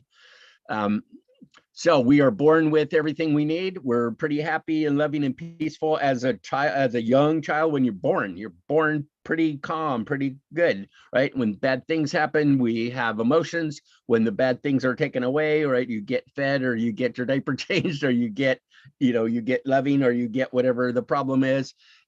Then you go back to your natural state of being peaceful and happy and loving. So we're born with everything that we need. We're born pretty positive. We just get all this negative stuff piled on top, and we don't know how to deal with them because we don't ever talk about them and we didn't learn about it. So we got to deal with our negative stuff, and we do have to deal with our negative stuff, and we can make it more positive. We call it positive mental health. In fact, like positive psychology, we don't have to just go from pain to no pain. We can go from pain to no pain to, hey, this is pretty cool. Hey, we can do better than that. We can do we can go way up here and be pretty happy and loving and peaceful and free and calm. Pretty nice stuff, by learning how to deal with our negatives. If we can learn how to get the garbage off of our natural state, we can do pretty well. So the key is education. That's cool. This is really, really good news, by the way. This is really good news that we're born with everything that we need. We just don't know how to use it too well. So that's a teacher thing. It's an education thing. It's a training issue, as we call it at work. A training issue. That's the problem. It's a training issue. So we're trying to train everybody, kids, all the way up, preschool to PhD, and beyond, parents, teachers, bosses everywhere, the whole work, school, work, and home. EQ affects us 24/7, 365, all day, every minute of every day until we're done. And so let's get good at those, learning about those, shall we? Aristotle said, educating the mind without educating the heart is no education at all. That's a little bit severe, but you get the idea. We need to educate our heart as well as our mind. Here's a cool definition of emotional intelligence that I just read this morning as I was getting ready for this, from Psychology Today. Emotional intelligence is the capacity of a person to manage their own emotions, and also to influence the emotions of others. So it's me and you. It involves your ability to perceive your own and other people's emotions. That's awareness and acceptance, and also to understand how our emotions affect them and us, I should say. So they affect us a lot. Emotional intelligence, according to Psychology Today, is a very important life skill. Our emotional quotient determines how successful we are in our social, personal, as well as professional relationships. Developing your emotional intelligence is perhaps the most crucial element of personal growth. So it's one of the biggest things that you can do for you, is to learn about you and how you work and how you think and how you feel, and what you think about what you feel, and what you think about what you think, and how you feel about what you feel. All of it. It's examining ourselves. It's self-awareness. It is us learning. It's you learning about you. Bottom line, that's all I'm selling is you on you. We can be successful if we can learn about ourselves. In fact, we're finding that with some emotional intelligence training, we can be significantly more successful. Kids can be more successful. We can be more successful. We can be more successful in business and in life. As the better we know ourselves, we can manage ourselves, we can understand ourselves and others, we could get along with people better, we can make better decisions, and we can take better actions and then get better results. Pretty cool, all by learning emotional intelligence. In my opinion, the most practical subject there is, because it affects us every single minute of every single day. What else does? Maybe breathing, and some bodily functions. I don't know anything else that's more relevant than that. I'm a big fan of breathing, by the way. I'm planning on doing it as long as possible. I like breathing. Anyway, but I like emotional intelligence next. So there's 4 domains to emotional intelligence that we need to learn about ourselves. Knowing ourselves first. We got to know ourselves first. We have to have some self-awareness, right? We've got to first. We can't do anything if we're not aware of it, right? We're clueless. We're just bouncing around until we know. And then we can manage ourselves. You got to know yourself, then you can manage yourself, right? Also, we can know others, social awareness. We need to know others, and we manage our relationship with others. That's it. It's not rocket science. None of this stuff is rocket science. Know yourself, know your thoughts, know your feelings, know yourself, manage those. Know that other people feel like their thoughts and feelings matter to them just like they do to you. And if you pay attention to them, people like that. It's called caring and empathy and compassion and kindness and love, and people like that, and that will help your relationships. Every single one of them. I don't care if it's work, home, or school. Every one of them, it'll help. So down the bottom here is Dr. Daniel Goleman. He pretty much started he didn't really start it, but he started the big push for emotional intelligence. He made it popular. He wrote a book called Emotional Intelligence: Why It Can Matter More Than IQ. Now, that's what I was saying. We're trying to balance them, in my opinion, but it was a great book. Really recommend it. It's business related, but that's okay. And it is, it helped to explain things. We've been teaching this stuff for 35 years or so. And this book came out in 95. So it was like 10 years into teaching it. I was like, well, as soon as I saw that book, I'm like, oh, emotional intelligence. That's great. That's what this is called. Emotional intelligence. Yes, now it makes sense to me. Now it that's the word I've been looking for. So and we call it EQ. So emotional intelligence. Emotions, we are finding, and study after study after study is showing that emotions matter a lot. Yes, even you guys, yes, they matter a lot, way more than we ever imagined.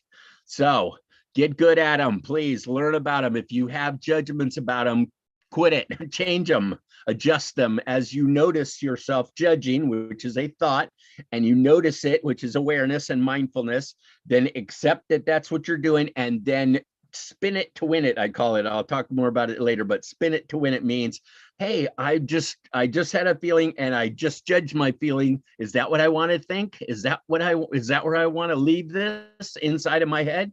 Maybe not. Maybe I can adjust it and go, well, maybe I am feeling sad because something bad, I lost something bad happened, or somebody. Maybe that's okay. Maybe that's okay. That's spinning instead of judging it where you go, no, it's not okay. You go, wait, maybe it is. And it's you talking to you. This is all going on inside your head, right? It's you talking to you. And you need to train yourself. We need to train ourselves to say, no, emotions do matter. This is okay. It's what we do with them we got to be careful with, but the feelings themselves are okay, and they're a good thing. They're a body trying to tell us something. They're giving us information. Our body is giving us all kinds of wonderful information if we will listen to it, if we will listen to ourselves. It's a fabulous stuff. So I highly recommend. I shouldn't say you should. We're not supposed to use the word should, because that kind of puts a negative judgment on it, But I suggest, which is a real powerful statement, by the way. I messages. I suggest that you make emotions more important than you thought they were before. Learn about you and other people and their thoughts and their feelings and all that. Okay, so make them matter, because they do. So right brain and left brain, we're trying to balance the two. We're trying to balance, like I was saying, we're pretty good on our left brain. We're not so good on the right brain. So bring it up, bring it up, bring it up, bring it up. We're trying to educate our mind and our heart is another way to put it. Left and right brain, head and heart. Head, heart, hand is mind, body, heart and body, whatever you want to call it. Anyway, you get the idea. It's educating both our thoughts and our feelings. They matter. Both of them matter a lot, and help you get along with yourself, with each other. They tell us, our heart gives us a huge information about who we are, what we care about, how to get along with people. And there's very, very, very few jobs where you are just by yourself and you never interface with anybody else. So we've got to learn how to get along with other people, figure out how to do it. There's ways to do it. There's ways to not do it. I just threw this in. I thought, I love this. It explained, it really was kind of a life changer for me, because it explained what was going on, and this very important in the education world. This is the 4 steps to learning, we call it. You might have heard these before, but I'll go through them quickly. And it's not really just the 4 steps to learning emotional intelligence. It's the 4 steps to learning anything. First off, we don't know that we don't know. We're unconsciously incompetent. We don't know that we don't know. There might be some language you never know, or there's some rocket science you don't know, and you know that you don't know. Okay, I don't even, there's stuff that I know. There's whole, as my dad puts it, there's whole libraries of stuff written that I don't even know anything about. I don't even know that I don't know.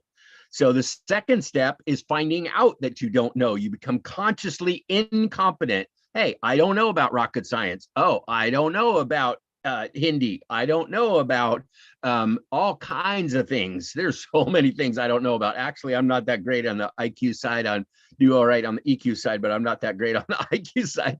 So there's tons of stuff that I don't know, but I know that I don't know about those. So there's different things, there are different strategies, there are different things I can do with that because I know that I don't know.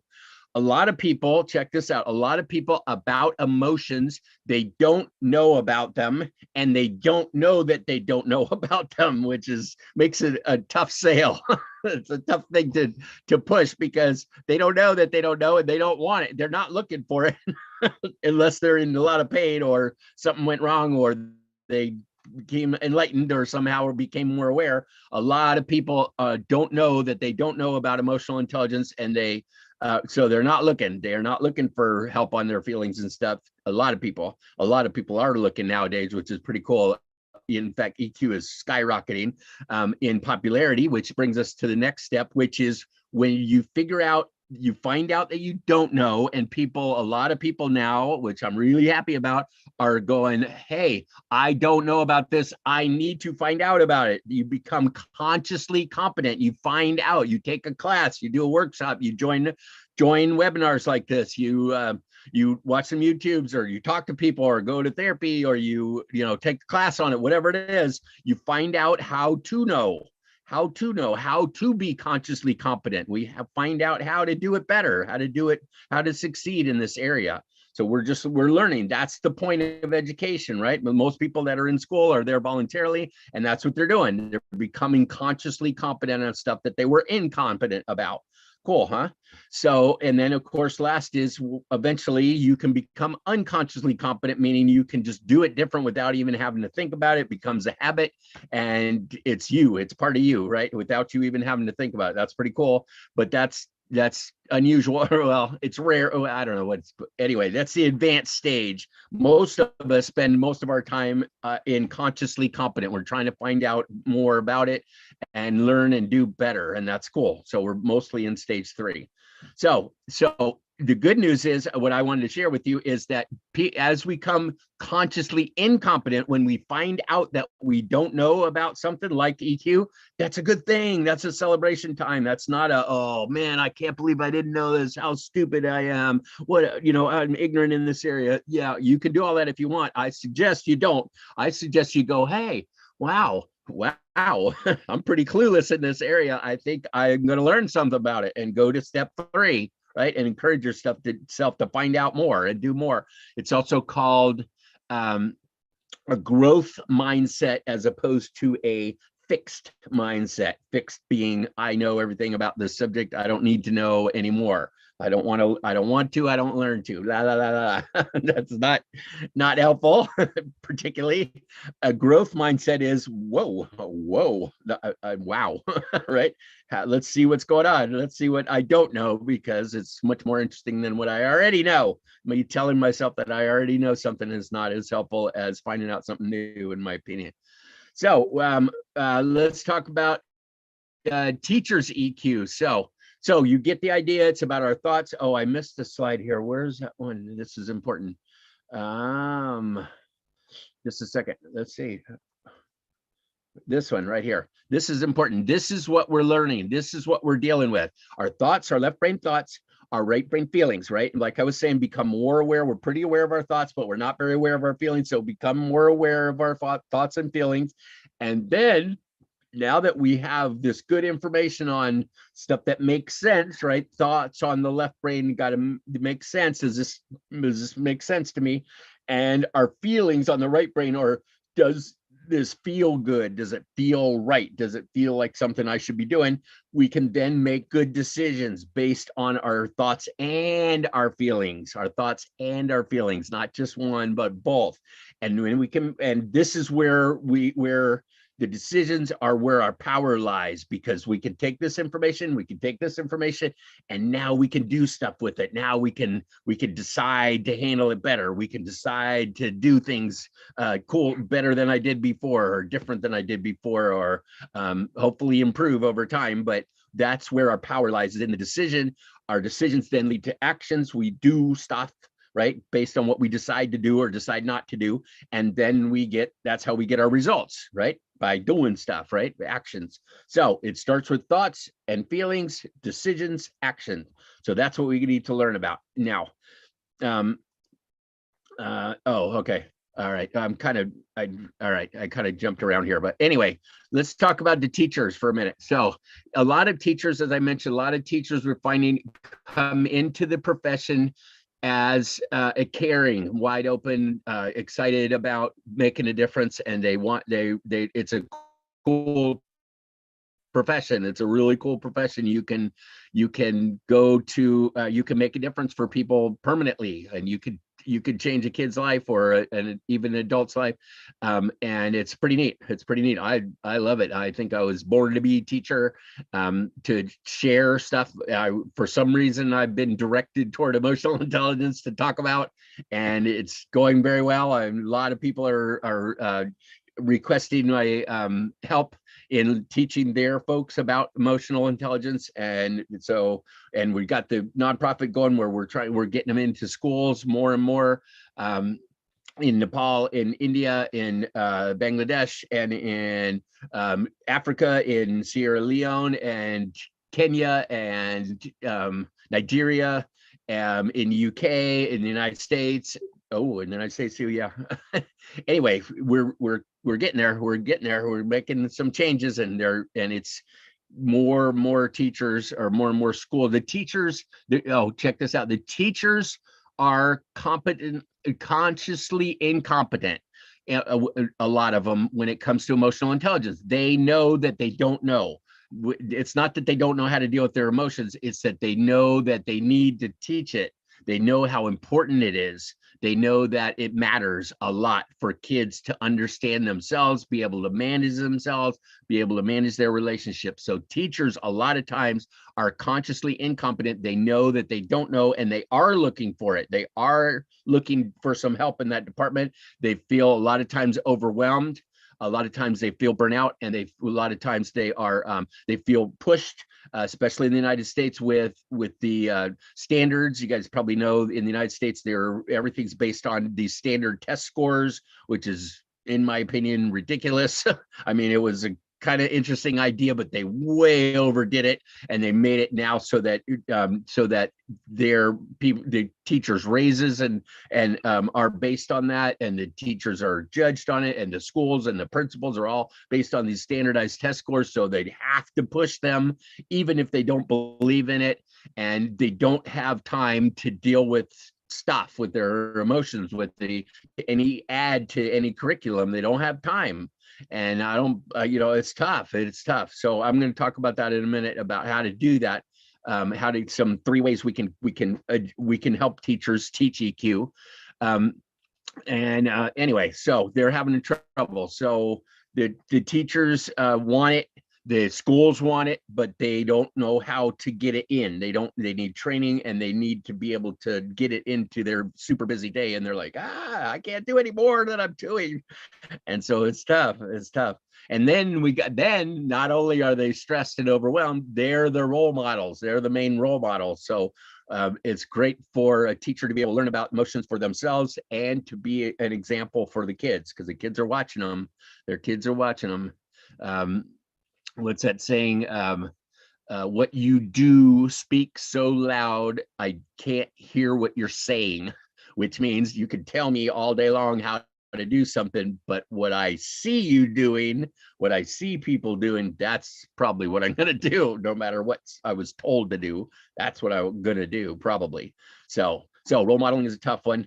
And kids, I doubt it's as bad a problem in Eastern countries, but in the United States, kids have gotten so incredibly rude. They're demanding, they're bossy, they're completely into themselves, and don't care how they, I'm super generalizing into the negative, but it can get ugly. It can get ugly. They think that they're entitled, and that they shouldn't have to work very hard, and they shouldn't have to do homework. because they have important stuff to do, like play video games. And I don't know, it's gone, whoom. It went from kids don't matter to they think they're hot stuff and you got to cater to them, and they're not involved in their own education, and they're bored and they're grumpy and they're irritable. And if they're not involved in their own education, then then you're pushing it on them. You're making them go to school. You're making them learn, right? And they don't like that. And so the teacher gets it. And try being a substitute someday. The teachers get it bad. So we try to help the teachers with self-care, being able to handle their own selves. They need to connect with each other. We're finding it really helps a lot is to have time where the teachers can just be friends or be there for each other and connect with other teachers or other administrators. And sometimes they need to vent and complain and deal with their stuff, because a lot of stuff happens and they don't have anybody to talk to about it. It's important that we do. So we try to create a safe environment. One of the top things, it's down the bottom, is to have support groups for educators.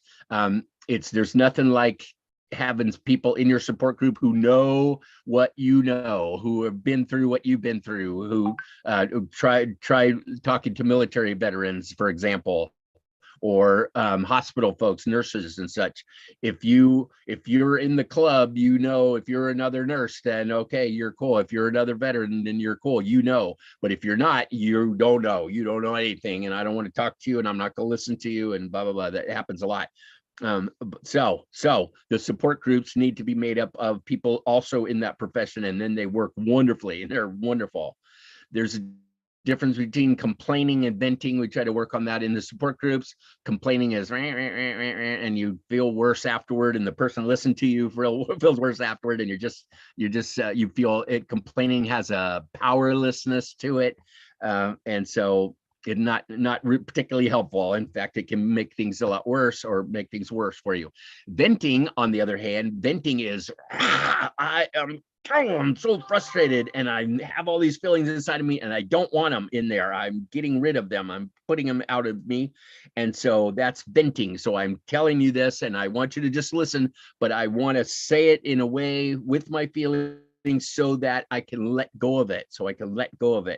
And then that's kind of magical. That works beautifully. And how much does that cost? To do that? Nothing, nada. Usually you might need to pay a professional to do that, and that's okay too. And that's if you need to do that. But mostly venting and supporting each other doesn't cost anything. It can be incredibly helpful. So highly recommend that. The objective, like I said, is to release negatives, to find the negatives in our body, find them in our system. Yeah, okay, here's what I'm feeling. When I say negatives, I'm talking about fear, anger, sadness, guilt, shame, stress, anxiety, that stuff, depression, all that kind of stuff. And you find that and you're like, oh, okay, all right, I feel that. But I don't want it. I don't want that in me. And I can take it out of my body. I can find it in my body. I can become friends with it, kind of thing, learn about it, understand it, and then I can let it go. Out of my body. I'm oversimplifying it. It's not that easy, but it's really simple. If you're sad, let yourself cry and you'll feel a lot better. And little kids go, oh, okay. Even little kids can understand that, but it's us big kids that fight it. So we're releasing negatives. Self-awareness is key. You got to start with self-awareness. You got to start with, if I don't see it, I can't, how am I supposed to deal with it? If I don't notice it, how am I supposed to deal with it? So self-awareness is first key. Empathy and compassion, especially for yourself. You can be too empathic. You can care too much in a weird way. We can overdo anything. I like to say we can overdo anything. We can even overdo love, but you can overdo empathy. You can care too much, and then so that it causes the person to get weaker, and you don't really, you're not helping them be strong as well. So that's tricky. But anyway, empathy and compassion are good things in general. One of the best ways that we have found, like with venting, that we have found to release our emotions is to, ready for this? Feel them. Oh, most people are like, what? I'm not going to do that. I've been spending my whole life trying not to feel them. I'm like, yeah, well, guess what works really, really well? Like that example about crying. If you let yourself cry for a minute, oh man, your body's like, thank you, thank you, thank you, thank you. Quit fighting it. Thank you. I can feel this. All right. And then I can let it go. It's a beautiful thing. And then, like I said, support groups, and safety is the key here. I should have put it, I got it right here. I guess safety, safety, safety is the key here. You be safe for other people, that they can allow their feelings and you can accept them. And you, and more importantly, even, is that you be safe to you. You quit judging yourself. You don't put yourself down. You don't discourage yourself. You don't criticize yourself and bash on yourself and stuff like that. You have some empathy for yourself. Go, wow, that maybe wasn't cool. I could maybe see why you did that. Why don't you not do that again? Instead of calling you. Some people are vicious. Some people are so mean to themselves inside their own head. You might not see it. But man, wow, I've heard some people, some of the stuff they tell themselves is just awful, and it's not totally unnecessary. It's totally unnecessary, and it's usually someone else's voice that they picked up a long time ago and are now carrying it, often unconsciously, and that's not cool. So we try to learn about ourselves and become aware and go, wow, I am really mean to me. I should stop doing that. I should change my wording to be nicer to myself. So teacher self-care, super important. Now let's talk about teaching EQ, which is what we do, teaching EQ. All right, we're adding right brain to left brain. One of the keys, one of the most powerful exercises, simple, fast, easy, incredibly powerful exercise, is to name it to tame it. We call it name it to tame it, which is just identifying what you're feeling. We call it a feelings check-in.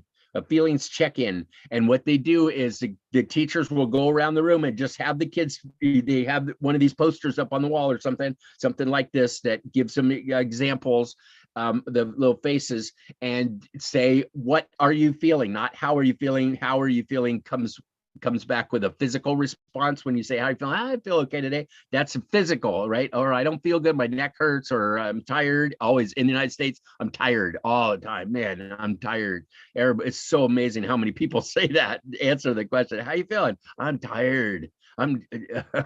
Oh, it's bad. Anyway, what are you feeling? Identify what you're feeling. Have the kids go around. Boom, boom, boom. I feel annoyed. I feel sad. I feel tired. I feel angry. Boom, boom, boom. And then 2 or 3 people also feel angry, and you go, oh, I'm not that weird. Look at that. Other people have feelings too, even anger and stuff like that. I'm not that strange. I don't have to, like in the United States, I don't have to be angry and go shoot somebody, and I don't have to shoot myself.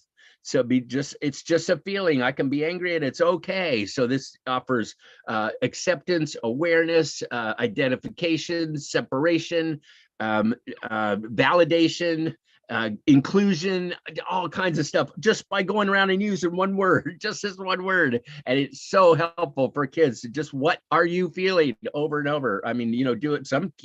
I know one teacher who does this like 2 or 3 times a day, each day at the beginning and the end of the day. So what are you feeling now?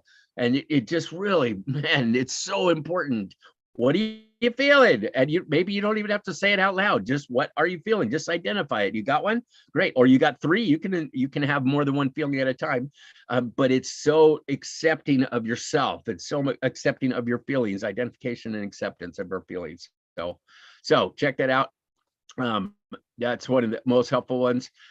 These are the 3, I'll go through these real quick. These are 3 different areas that we have found that there are different ways to provide emotional education to kids, ways to provide them. Okay, so proactive means before, right? This is basically kind of lecture. It's explaining to kids how EQ works, right? Kind of what I've been doing to you right now. I've been doing proactive most of this whole talk. It's tell based as opposed to ask based. It's lecture, their concepts, models, language, that kind of stuff. It's the head stuff about our emotions. It's understanding about our emotions. So for example, is you explain resilience. What does it mean? The description of it, synonyms for it, that kind of thing. That's an example. I'll use the same example 3 times. So there's 3 different ways to do it. One is proactive. So this is a tough one because this is where the teachers don't have time. They're like, when am I supposed to do this? I can't, it's tough. I can't, I don't have time. Or they do.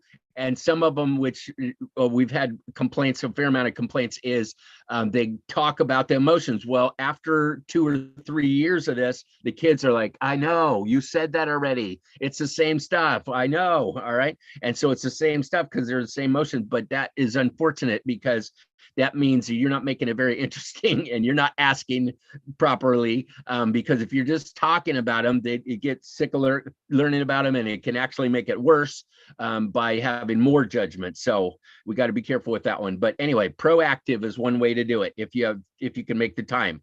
Second, which is really powerful, is embedded. And what embedded means is that you take your curriculum, which you're already teaching, and you infuse emotions into it. You give examples, or even in math and science and history, what do you think they were feeling? What do you think he was feeling right then? What do you think his values were, or hers, sorry. What do you, and you're reading the book, well, what do you think they were, what's going on for them that allowed them to do that? Or what do you think they were missing? You know, that kind of stuff. You can ask the questions so that you can use your regular curriculum that you're already doing and then put some emotional training into it.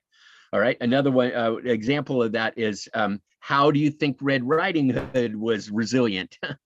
How did she display resilience? Okay, that's a kind of cool way to bring it into your regular curriculum. So we have talk about it by itself, or add EQ into your IQ. And then thirdly is responsive, which means you just plain old ask and shut up and listen to the answer. And that one, it takes a little bit of time, but it's super powerful. This is some of the best stuff there is, because it's the kids going inside themselves and finding out what's going on. You can't tell someone how to feel. They know, only you, your feelings are different than my feelings. You can call them basically the same stuff, but what you feel is what you feel. It's unique to you. It's more personal than most anything. And so one of our main guys, Dr. Overton, that I work with, he said he used to do the 2 most powerful, the most emotional times of the day for kids. The most emotional times of the day for kids are recess and lunch. Yeah, what? And yes, recess and lunch, because that's when they're with the other kids. That's when they're totally free to be themselves, and they're interacting with other kids or not interacting with the other kids. And so that can be super painful for kids. It can be super educational. It's a wonderful chance to bring things out of kids. And so you say, how were you being resilient today? How was recess? Were you being resilient at recess? Did you fit in? Did you see other kids that didn't fit in? Did you go help them? Or could you say something to them? Right, that kind of thing. And you find kids going and helping other kids. That's so beautiful. And being aware of other kids. And he used to have at his school, they had people from all over, from different countries, even from Japan, used to come to watch him. And they weren't watching how he taught. They were watching their recess. He said it was amazing. They were just fascinated with the recess and the lunch, that all the kids were getting along and they were helping each other and they were not getting left out and coming in tears and that kind of thing. He said they were helping each other, and it was a beautiful thing because they taught emotions, and the kids knew how important emotions were, and they were making it safe, and it's really cool. So anyway, so we can get emotional intelligence training into schools. One of the most important ways to listen, this is one of the greatest gifts we can give somebody, in my opinion. It really is one of the greatest gifts we can give somebody, in my opinion, is to shut up and listen to them, right? Just be quiet and listen to them. And so not just be quiet, but be quiet and open our heart, open our heart as a listener and listen to them or love them or whatever you want to call it. But it's one of the most powerful things a teacher can do is to care. It's called caring. It's called empathy and compassion, but in a communication way. And I saw this morning, I added this to it. I just happened, I run a bunch of, I help manage or own a bunch of EQ sites on Facebook and LinkedIn support groups. And this just happened to be a picture on there. I'm like, oh, this is a great picture. Look at his body language. Check out his body language. She is clearly talking about something important to her. She's totally into it. She doesn't really care. I'm guessing from this picture, she doesn't care how she looks right this moment. She's just trying to share something. And what's he doing? He's like totally attentive. He has his eyebrows raised. He's looking at her in the eyes. He's not doing anything else. His face, his whole, and his knees and everything is toward her. And he's right there for her. Isn't this a great picture? So he has stopped. He's open, it looks like, and he's just listening. That's it. This is what it takes. And this is how much it costs too, by the way. But I just love this picture. So it's a good example of that. So try that.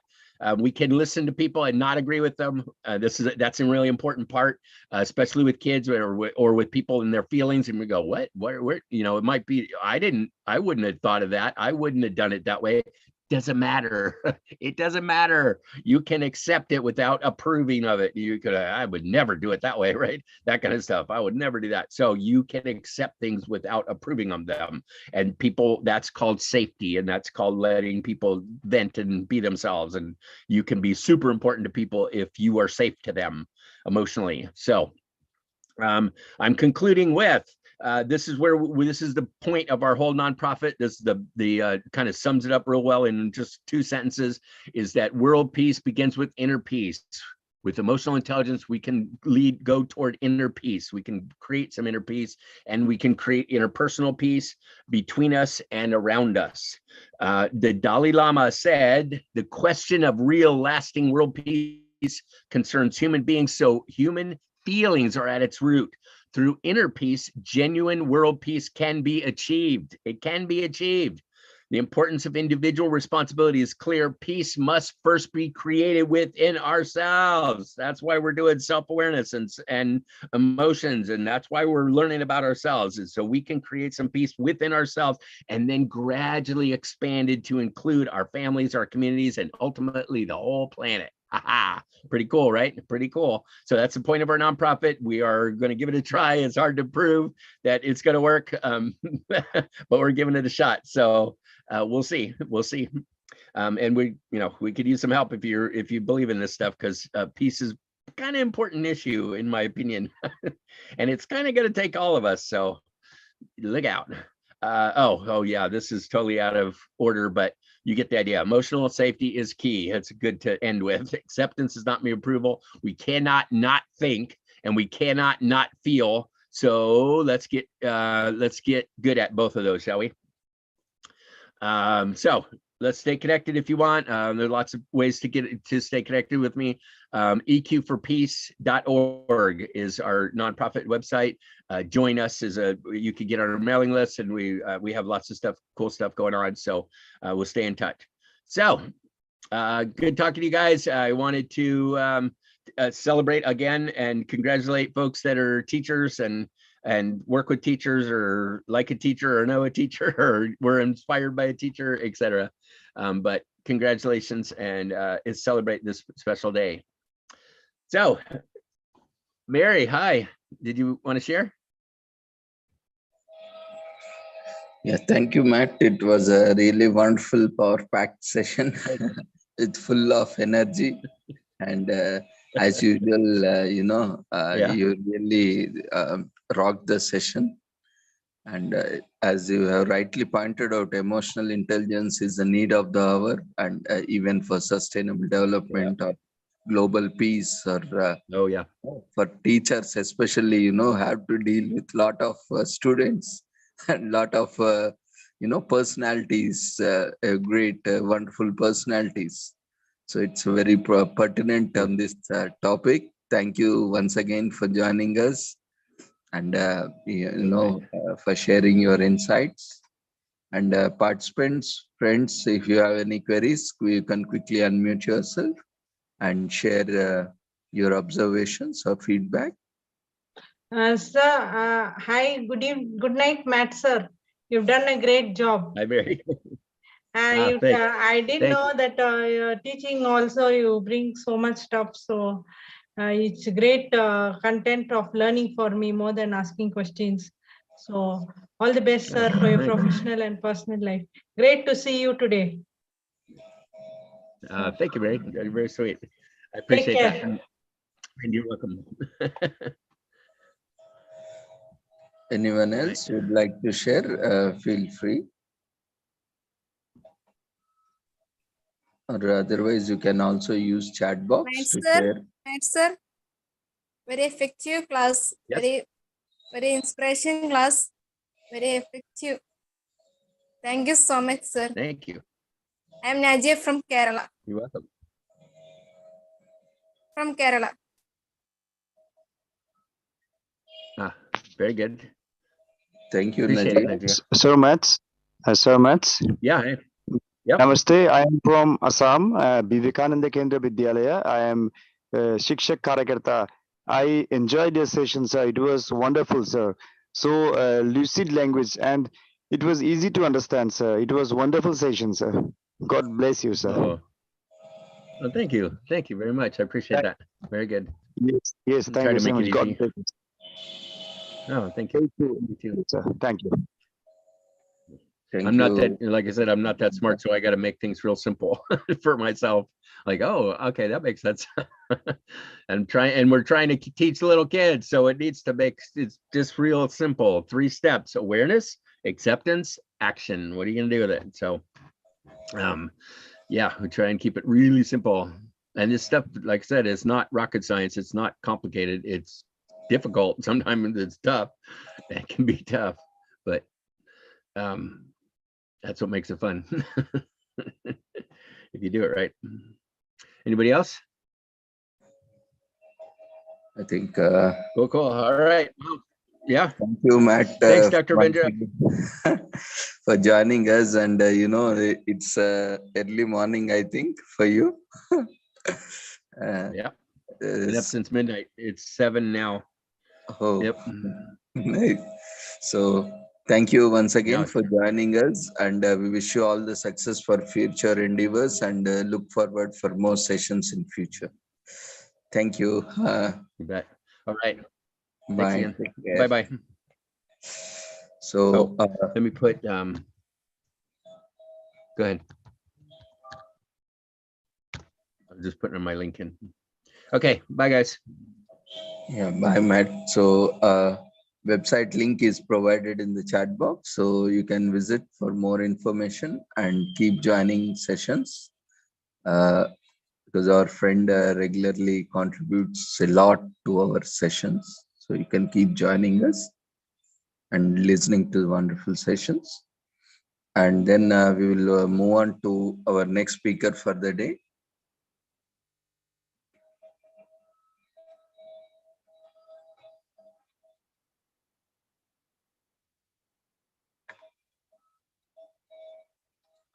We have with us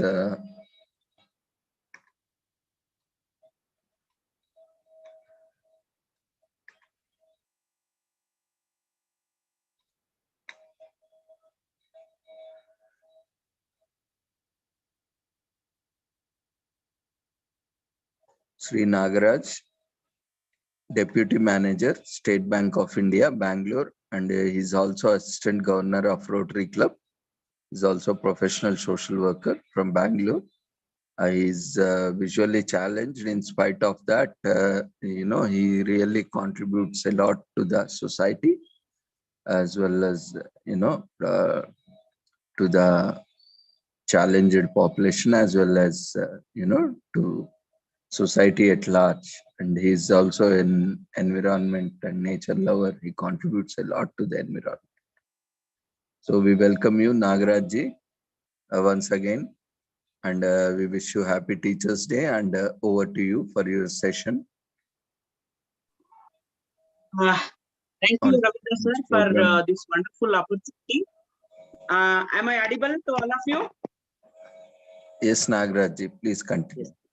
So happy evening, and I wish all of you a very happy Teachers' Day. So on this great auspicious occasion, we have to remember the teachers' contribution, teachers' participation. Teachers are the real inspiration, real motivation, and the real heroes today. Heroines are the teachers. So today I will be dealing with the topic on education. And first of all, I would like to wish all of you, I wish you a very happy Teachers' Day. So teachers really are the inspiration to us. As I said, teachers who teach us everything. We say we should have a goal in the front and in the back. We should have a teacher to make us to determine our goal. So that is why teachers helps and gives the knowledge, skills, abilities, positive attitude in the academic life, especially in the classroom theory, which we will be practicing in the future, whichever field we go. So teachers gives us a values and ethics, and teacher teaches how to lead a happy and positive life, effective life. Teachers gives reward and punishment to the student and motivates whenever student does anything and teaches moral values. When you speak about the education, most of us got the free and compulsory education, which should be the mandatory of the government from elementary level, that is 5 to 14 years, and now they made it as a RTE, right to education, till the age of 18 years. So education always gives us creativity, confidence, innovativeness, intelligence, and it will remove our arrogance and ego, and we will be part of everything. We have the diversity, equity, and inclusion will happen only through education. That is why we always prefer people to get a good quality standard education throughout their life. So in Rotary, we have a concept called TEACH, TEACH.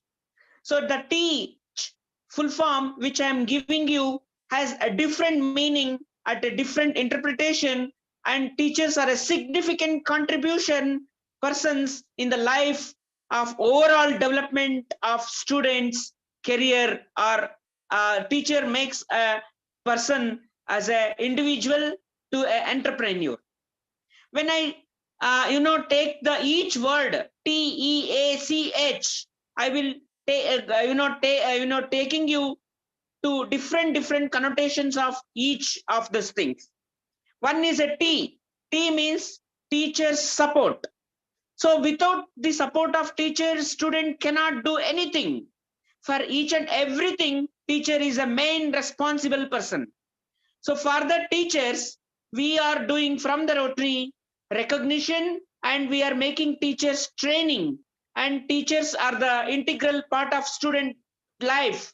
That is why we have to make a teachers, student, and community association. So whenever any problem is there to teacher, we should make the teacher happy, and we should make teachers to adapt to the new technologies, and we should also make the teachers and student to understand the syllabus, exams, coaching, and everything. Then we come to the E. E means e-learning.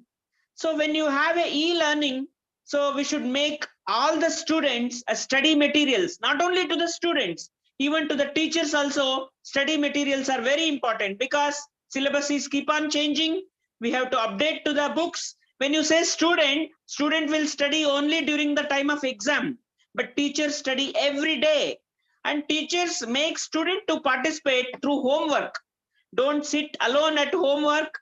Parents are also responsible to teach the student. That is why we call mother is a first child, or the parents are the first teachers, and home is the first school for everybody.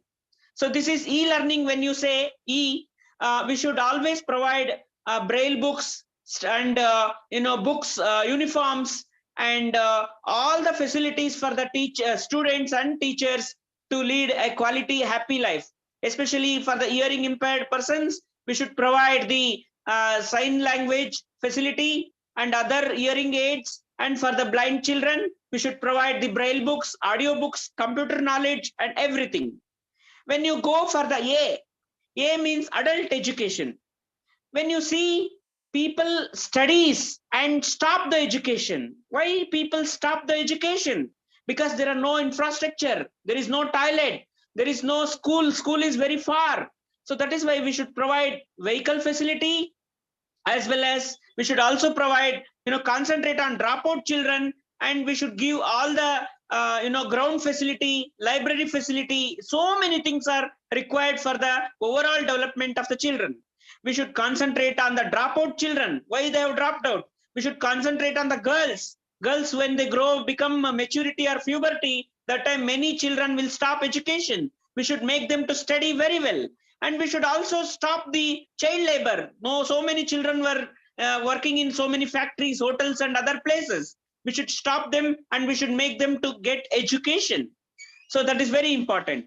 Then we go for C, that is child development. When you say child development, we should not only teach the children about academics, we should also teach the children about the values, ethics, and how to lead a real life. We should concentrate as a teachers about physical, mental, social, emotional, and intellectual and overall development of the children. And we should provide all the facilities to the children for the effective learning. So when you say children, we should also provide, along with education, sports, cultural activities, dance, music, and painting, and whatever the interest is there for the children, everything we should provide. Then we have the H, that is happy school. Happy school means we should give all the infrastructure for the children, especially the library and the books facility, lab facility for doing all the experiments, computer facility, and the smart classes are very, very essential. Now you are seeing when COVID pandemic has come, now a lot of people gone for the mobile learning, that is online teaching was so much. Now that is hybrid learning, online come, offline teaching, and media education, that is TV, radio, newspaper, all these places are also providing education. And we should also provide the toilet facilities for ladies and boys. So then only education will be quality and standardized. So this is called a teach. When you go on to the teach, we remember Vivekananda, Radhakrishna, Mahatma Gandhi, and Ambedkar, who are the integral part of the student life. We are seeing the Mac, who nicely was telling about the acceptance and attitude and so many things. It is all very, very integral, very essential. Vivekananda said, education is a manifestation of perception of the personality development, which is already in him. You have to take it out. All are intelligent. Nobody is bad student. All are intelligent. We should, concentrate students for scoring marks. Not only that, we should teach them how to lead an effective quality life.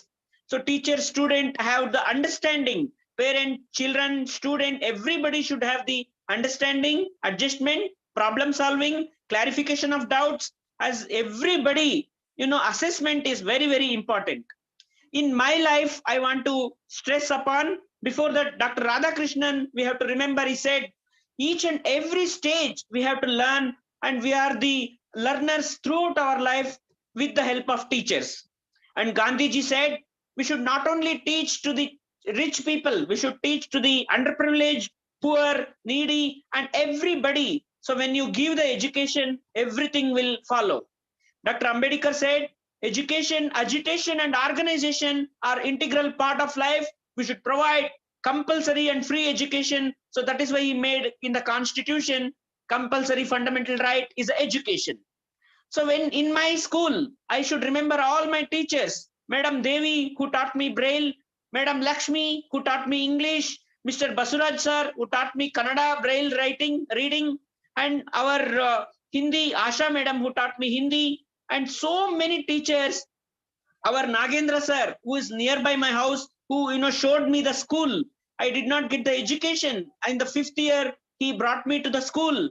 And like that, up till education, till 10th, we studied in Ramana Maharshi Blind School, where we learned our schooling along with occasional training, how to lead a daily life, how to do the washing of face, everything they taught.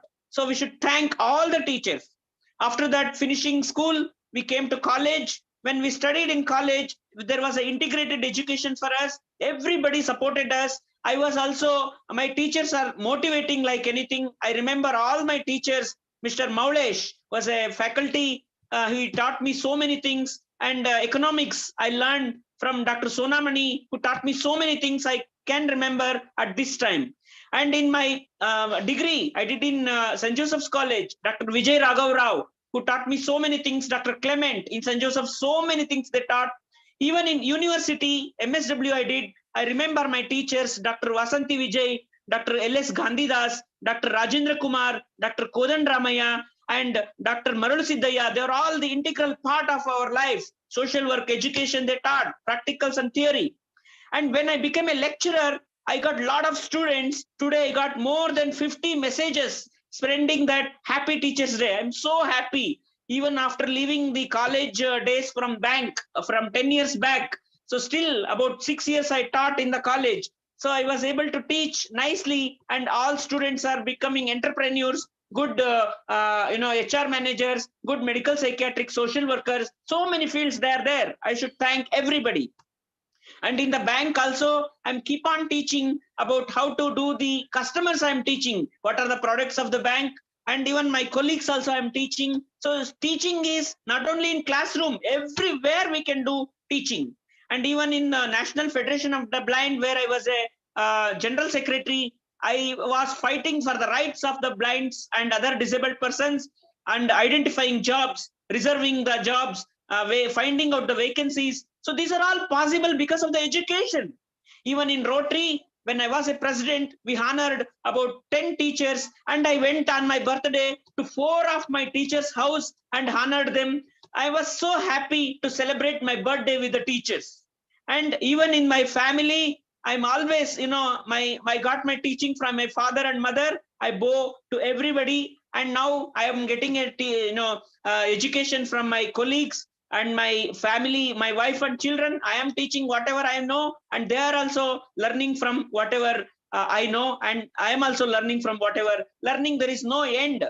We learn from mistakes, we learn from motivation, we learn from reading, speaking, learning, and everything. I request all of you to read as many books as possible, read newspaper, listen to the news, and update yourself, so that listening skill is also very important. Reading, writing, listening, observation. And so we have to remember all the people. We should show the gratitude to the teachers, and we should surrender on the feet of the master. And whatever teachers today taught us, and at the time they taught us, so because of them we are today successful people. They make us successful. Their teachers make us to face challenges. They make us to do hard work. So good people. So if you want to become a honest, sincere, truthful, obedient, and all the disciplined person, if you want, so teachers are the main persons. So that is why what I want to conclude and say, this opportunity, I got the very good association with Mary Florence and Ravindra sir. Since past 6 months I am associating with them, and whatever topics I am getting, whatever opportunity I am getting, I am utilizing this and learning from each other. I have listened to so many lectures also from them. So that is why one letter, if the person teaches, he is also teacher. Everybody is a teacher in our life. We should always thankful to the teachers, and we should become a great personalities in our life. So that is why in the final, I want to conclude by saying, all of you, a happy Teachers Day. Become a good role model, become a good teacher, and make a change in the life of students' life. And student also will forever remember anytime. So that is what is a special day today. So we should keep on updating ourselves and keep on developing ourselves. So thank you for the opportunity, sir, madam. Thank you. Thank you, Nagaraj-ji, for wonderful insights you have given. You are a great inspiration to ones. Even normal where we are looking at the normalcy, or when we are challenged, we have same equal opportunities and challenges, but being challenged, we have more challenges. In spite of that, you have overcome, and you have proved yourself, and you have set yourself as a role model who every one of us can look up to. And Thank you, we sir. appreciate you, and we congratulate you, and we wish you all the success in your future endeavors, and you have to reach and we pray for you that you reach greater heights, so that more people get inspired by you, and at least that will bring on more motivation and visually challenged or other challenged people. Thank you once again. Happy Teachers Day to you. And any questions are there? I'm ready to take up, sir. Sir. And, dear friends, if you have any queries, quickly we can take. So you can unmute yourself. Hi, Nagraj. Hi, Mary. You've been a big inspiration for us. Each time you speak, we learn a lot from you. As a teacher, as a my best friend, as a member of Rotary, everything. But it's more than you participating in our webinar is a great honor of having you. That's why every important event, no, I want you to be there. So as my best friend. So it's great honor, lot of learning from you, more than questions. I learn every time from you a lot because you have immense knowledge. All the best for your future, Rotary, bank, personal life, family, everything. God bless you abundantly. Take care. So what I would like to tell all of you is, when you spend knowledge, it will grow. When you spend money, it will go. So keep on spending your knowledge and grow and become enlightened persons. Thank you, Nagaraj-ji, for your conclusive comments. Yeah, that's true. The knowledge grows as you share, and we all have to keep sharing. We all are lifelong learners, and we are lifelong students also.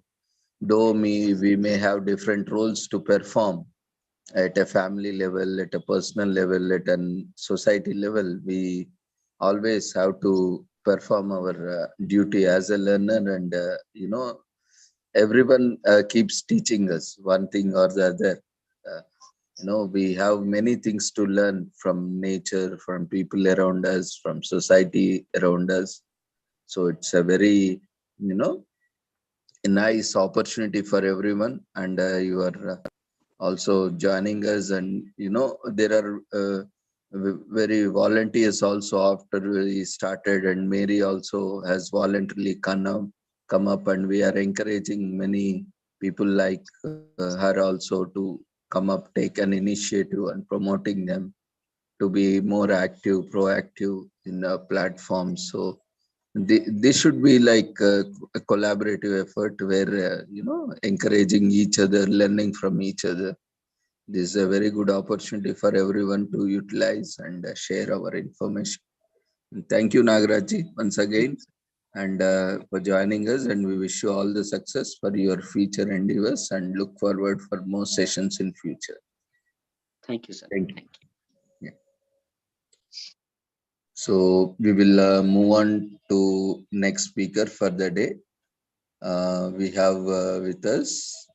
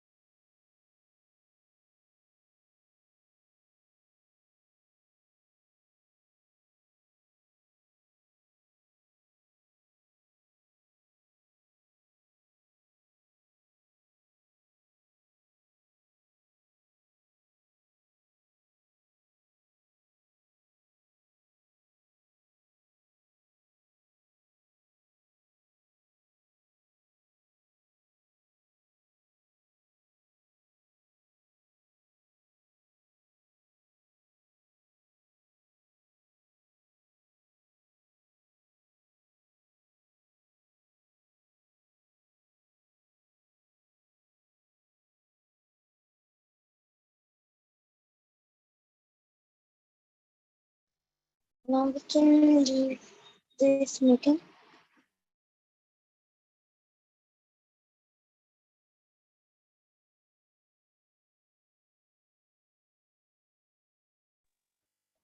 Yeah. So we have with us our next speaker, Dr. Chandrakala Diyali, Senior Assistant Professor, Amity University from Noida.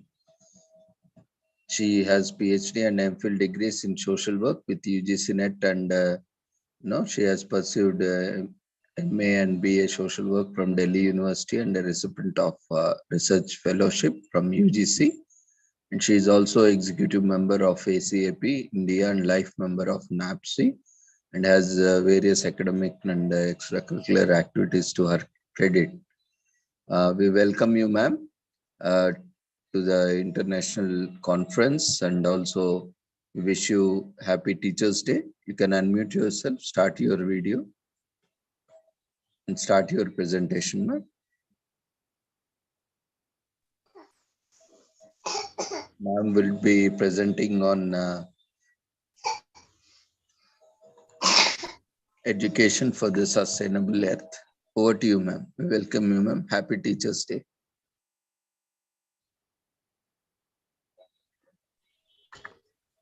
Happy Teachers Day to one and all. Thank you, Ravindra sir, for being a great teacher yourself and inspiring all of us, motivating every time at any circumstances that we are so encouraged by you that, to present, share our knowledge, share our experiences. Thank you so much for having given this platform to all of us, all the presenters, dignitaries, and all the students and other participants. I welcome you once again to this international conference and happy Teachers Day to one and all. Students, today, all I want to tell you about, Teachers Day is, Teachers Day is very important. It is, we commemorate this day, just not about a personality, in our Indian, history, but all the values, that person had in order to become the great teacher. And on his day, great day, that we celebrate this as, his birthday is celebrated as the Teachers Day. So students, when I am talking about, Teachers Day, today I'm joining on mobile. So it's quite difficult for me to operate. Yeah, students, I would just reflect on the 4 pillars of education for the 21st century that Jacques Delors 2001 refers to UNESCO in the form of a report comprises learning to know, learning to do, learning to live, and learning to be. No, the 4 pillars of education. Now, see, teachers, in order to, the first best teacher of each one of our lives is the mother. So when we reflect on the characteristics of mothers and the value she carries to be the teacher of her children, is first is love and acceptance and compassion, and be alert, irrespective of, whether you're tired or if you have something else to attend to. So alertness and The other things are hardworking and all this, otherwise you cannot be a teacher. You've got to be proactive. You've got to be ready anytime, because like doctors, like lawyers, teachers have, and these days because of the UGC strict mandates, the teachers are, it's good, UGC is coming up with a lot of mandates for not only the university as a whole, but specifically for teachers as well, that how to, and they are even giving the values that the teachers have to have in order to, skill up ourselves as a good teachers. And, when I'm reflecting on UNESCO report, it says learning to know. That means, we ourselves as a teacher should have this keen interest to learn, because then only, teachers doesn't mean you have to teach all the time. Before you open your mouth to teach somebody, and with my own experience, you've got to learn first. And learning does not stop till you get your best of the career. Learning happens till the last breath of your life, because learning is a process.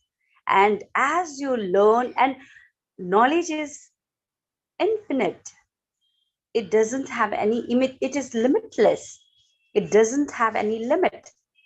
So while we are learning, we are trying to know more and more. And whichever, there are many aspects of life, we have to deal with as a teacher. And it is very, very important that for a teacher in today's time, when we have a lot of crisis of economy, crisis of human psychology, crisis of health, crisis of values in the society, and crisis, very big problem is crisis of ethics in our society. So it is very, very important that we learn and we understand more and more. And when I'm talking about understanding, learning to know, not only our academic subject, whatever we are specialized in, but we have to learn how to remove our biasness, because as the teachers, as all this white collar jobs, those who are doing, it is very, very important that we first get rid of self-awareness. First we get rid of the biasness that we have, biasness based on the community we come from, the caste, the religion, and so many other things, backgrounds, even the gender. I must say that, we should just get rid of all this biasness. Then only we would be able to expand our horizon of knowledge. Without that, it's very, very important, very, very, worthless to accumulate the knowledge, academic or general knowledge, because we would not be able to distribute equally, right? It's like we gain the knowledge about every aspect of society, our economic, along with that, human personality, economy, social, emotional quotient. Just now, Sir had presented social, milieu, that we have vast areas to explore.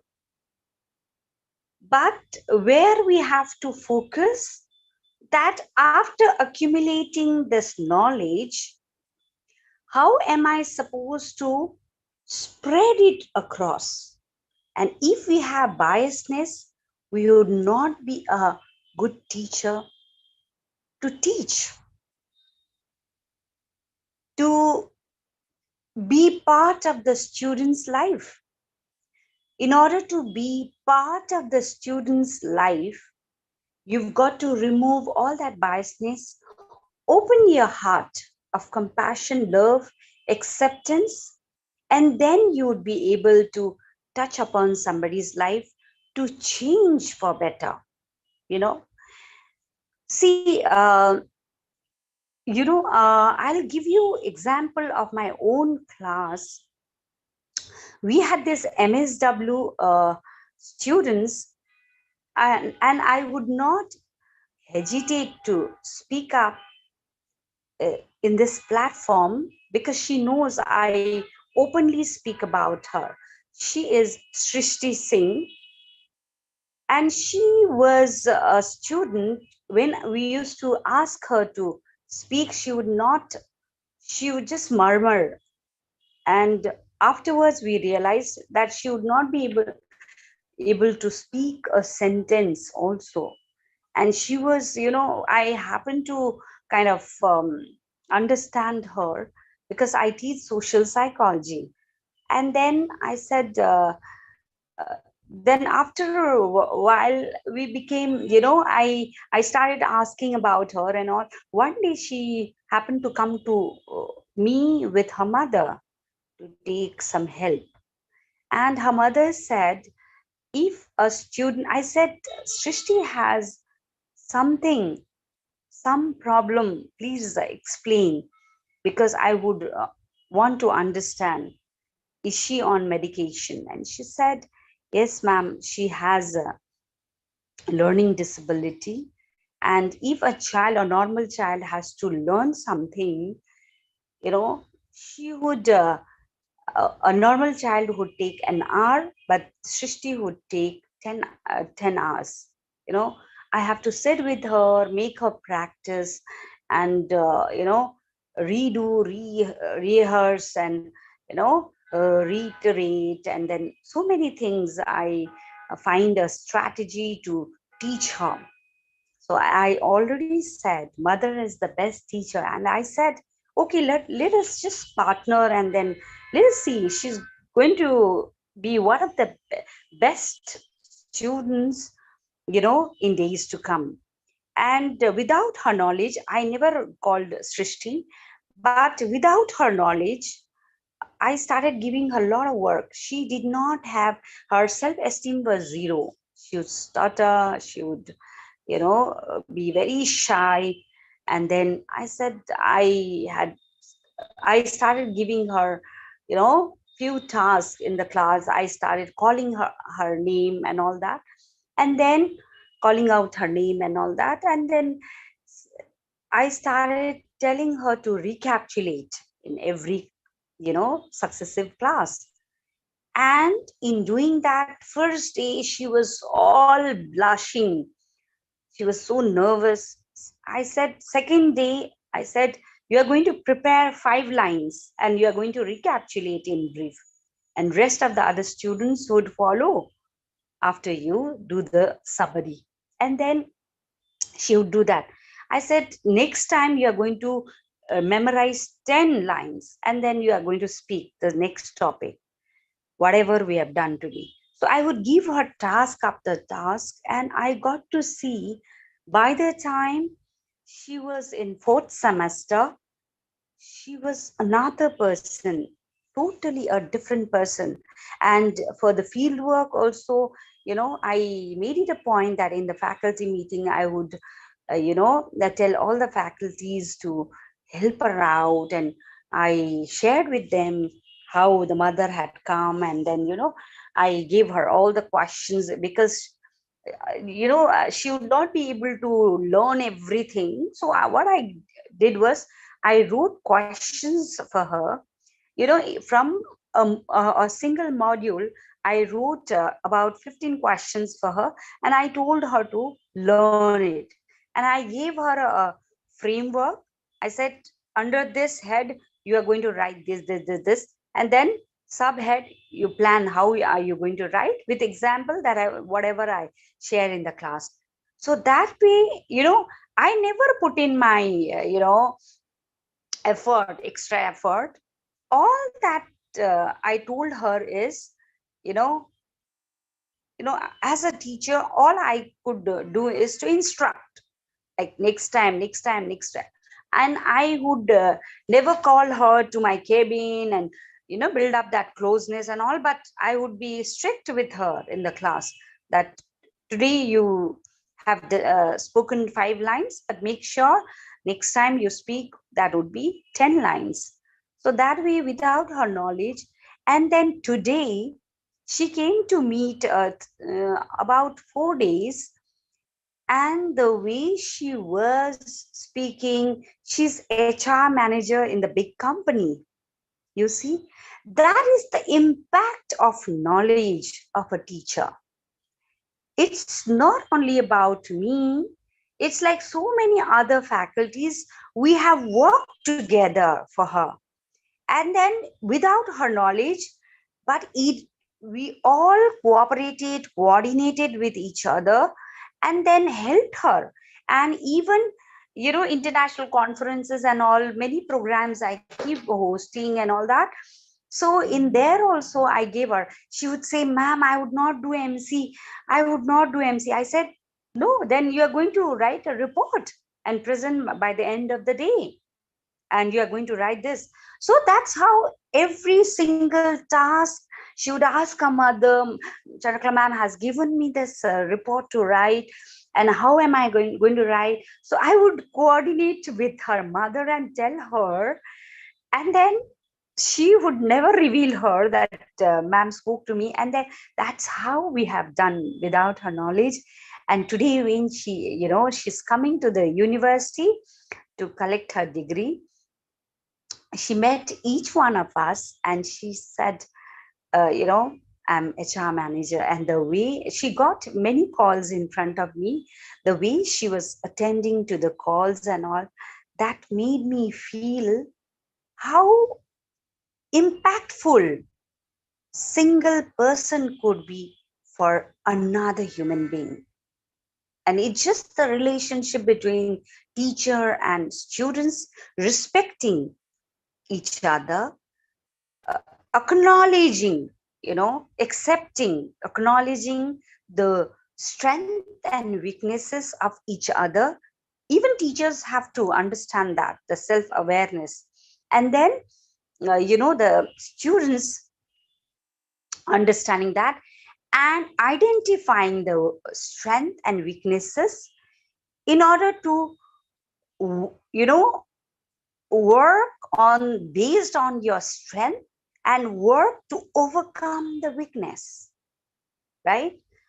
It could be fear, it could be repulsiveness, it could be disobedience, it could be disinterest, it could be disability, it could be so many things. So it's like learning should not stop for teachers and students. It should go on, because while I was dealing with her, I got to learn to understand another human being and the process of impacting the other human being, and how I should be, kind of putting all the values in practice to make a great change in yourself as a teacher and the students at the receiving end. Next, UNESCO focuses learning to do. So now we have now learning to know. We have done, our horizon of knowledge is vast. So learning to do. Now our knowledge is stored here, right? in each cells of your brain, right? It's in each compartments of your brain. The learning is there. Whatever knowledge you have imbibed, whatever vast knowledge that you have, acquired. Now, doing is what? It is, when it comes to doing, that means code of ethics. First, it should start with code of ethics.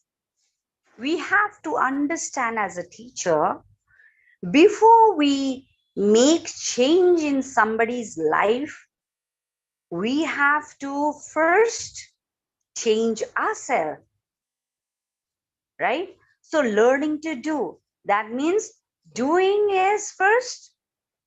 It should start from me, and then only I can expect out of teachers, out of students. So learning to do is like putting ourselves in practice. That means what we have to learn? Punctuality. We have to learn, regularity. We have to learn to explore. We have to learn to,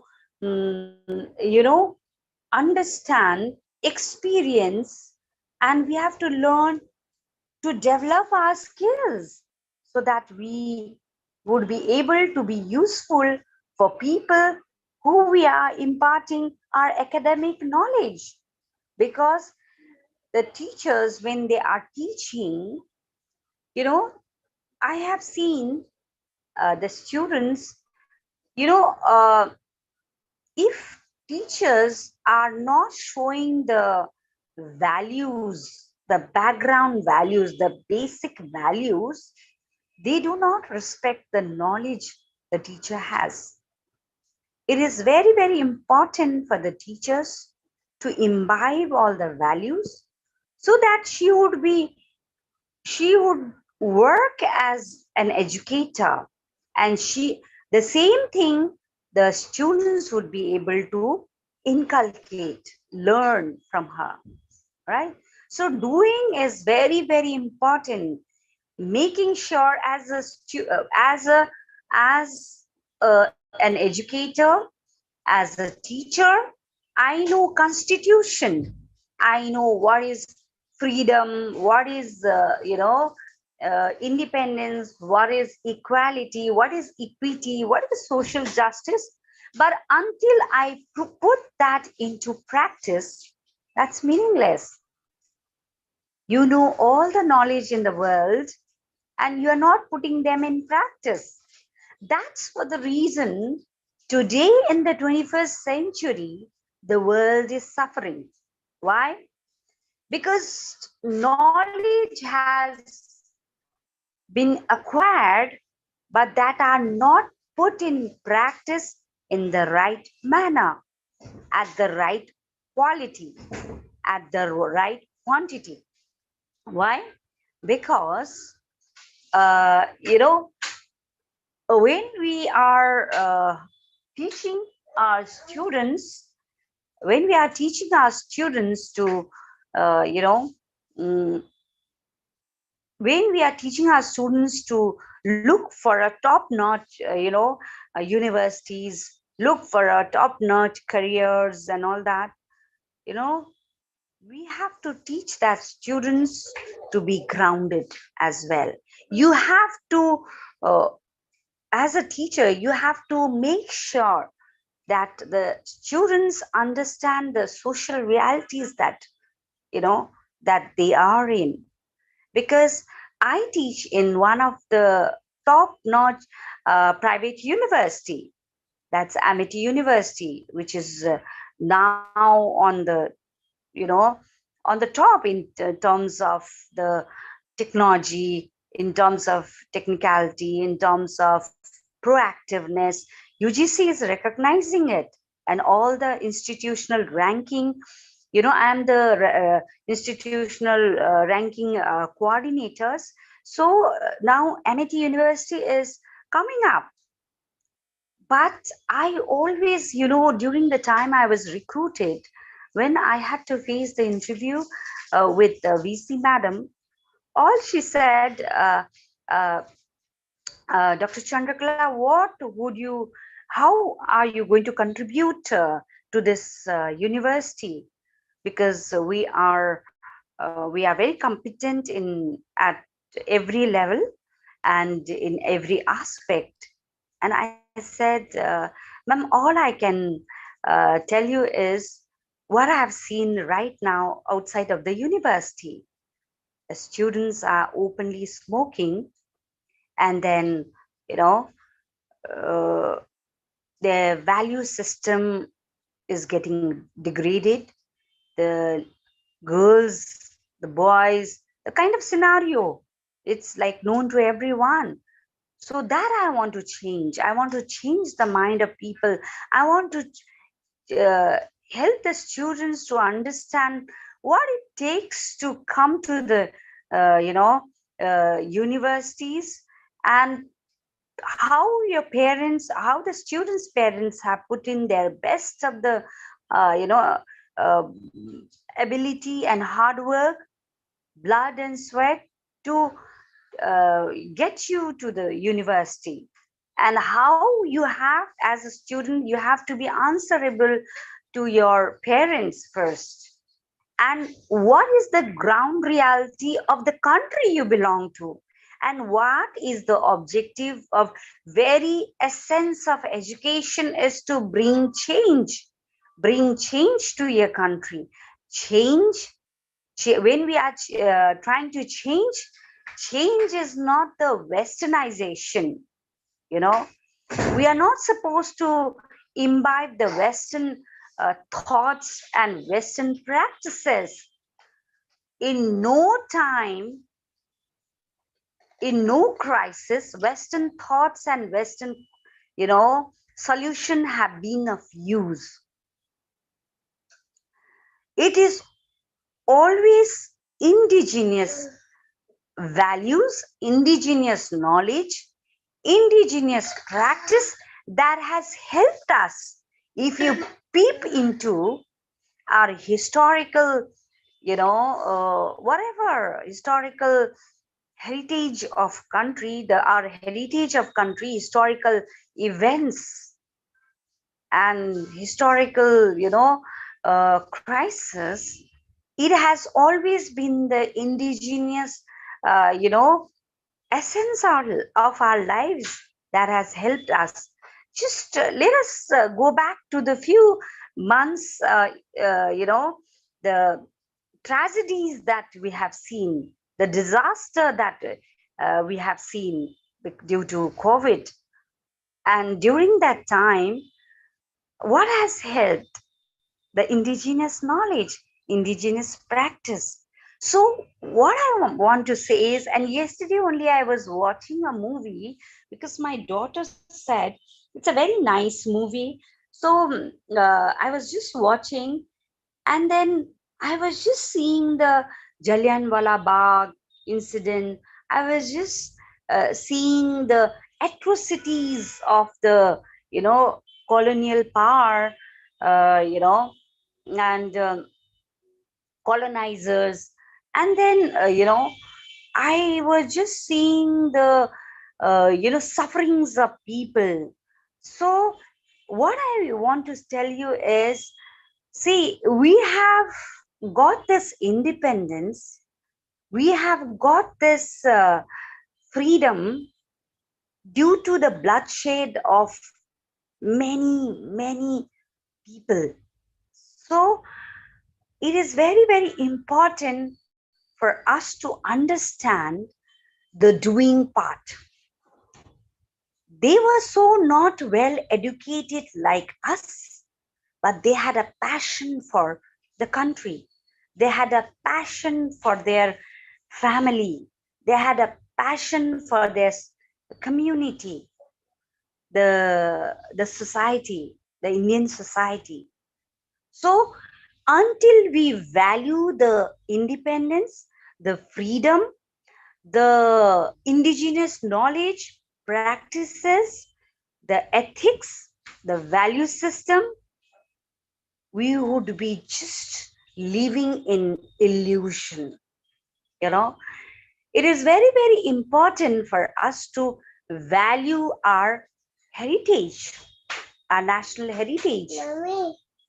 Just a second, just a second. So it is very, very important that we all should strive to put our knowledge into practice and putting things in practice. That means doing it.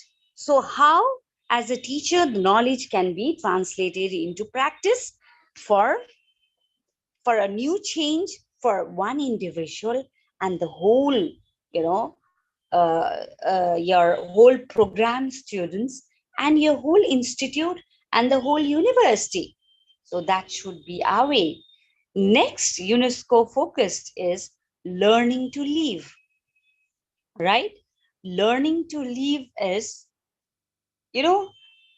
now student, participants, we are all living, right?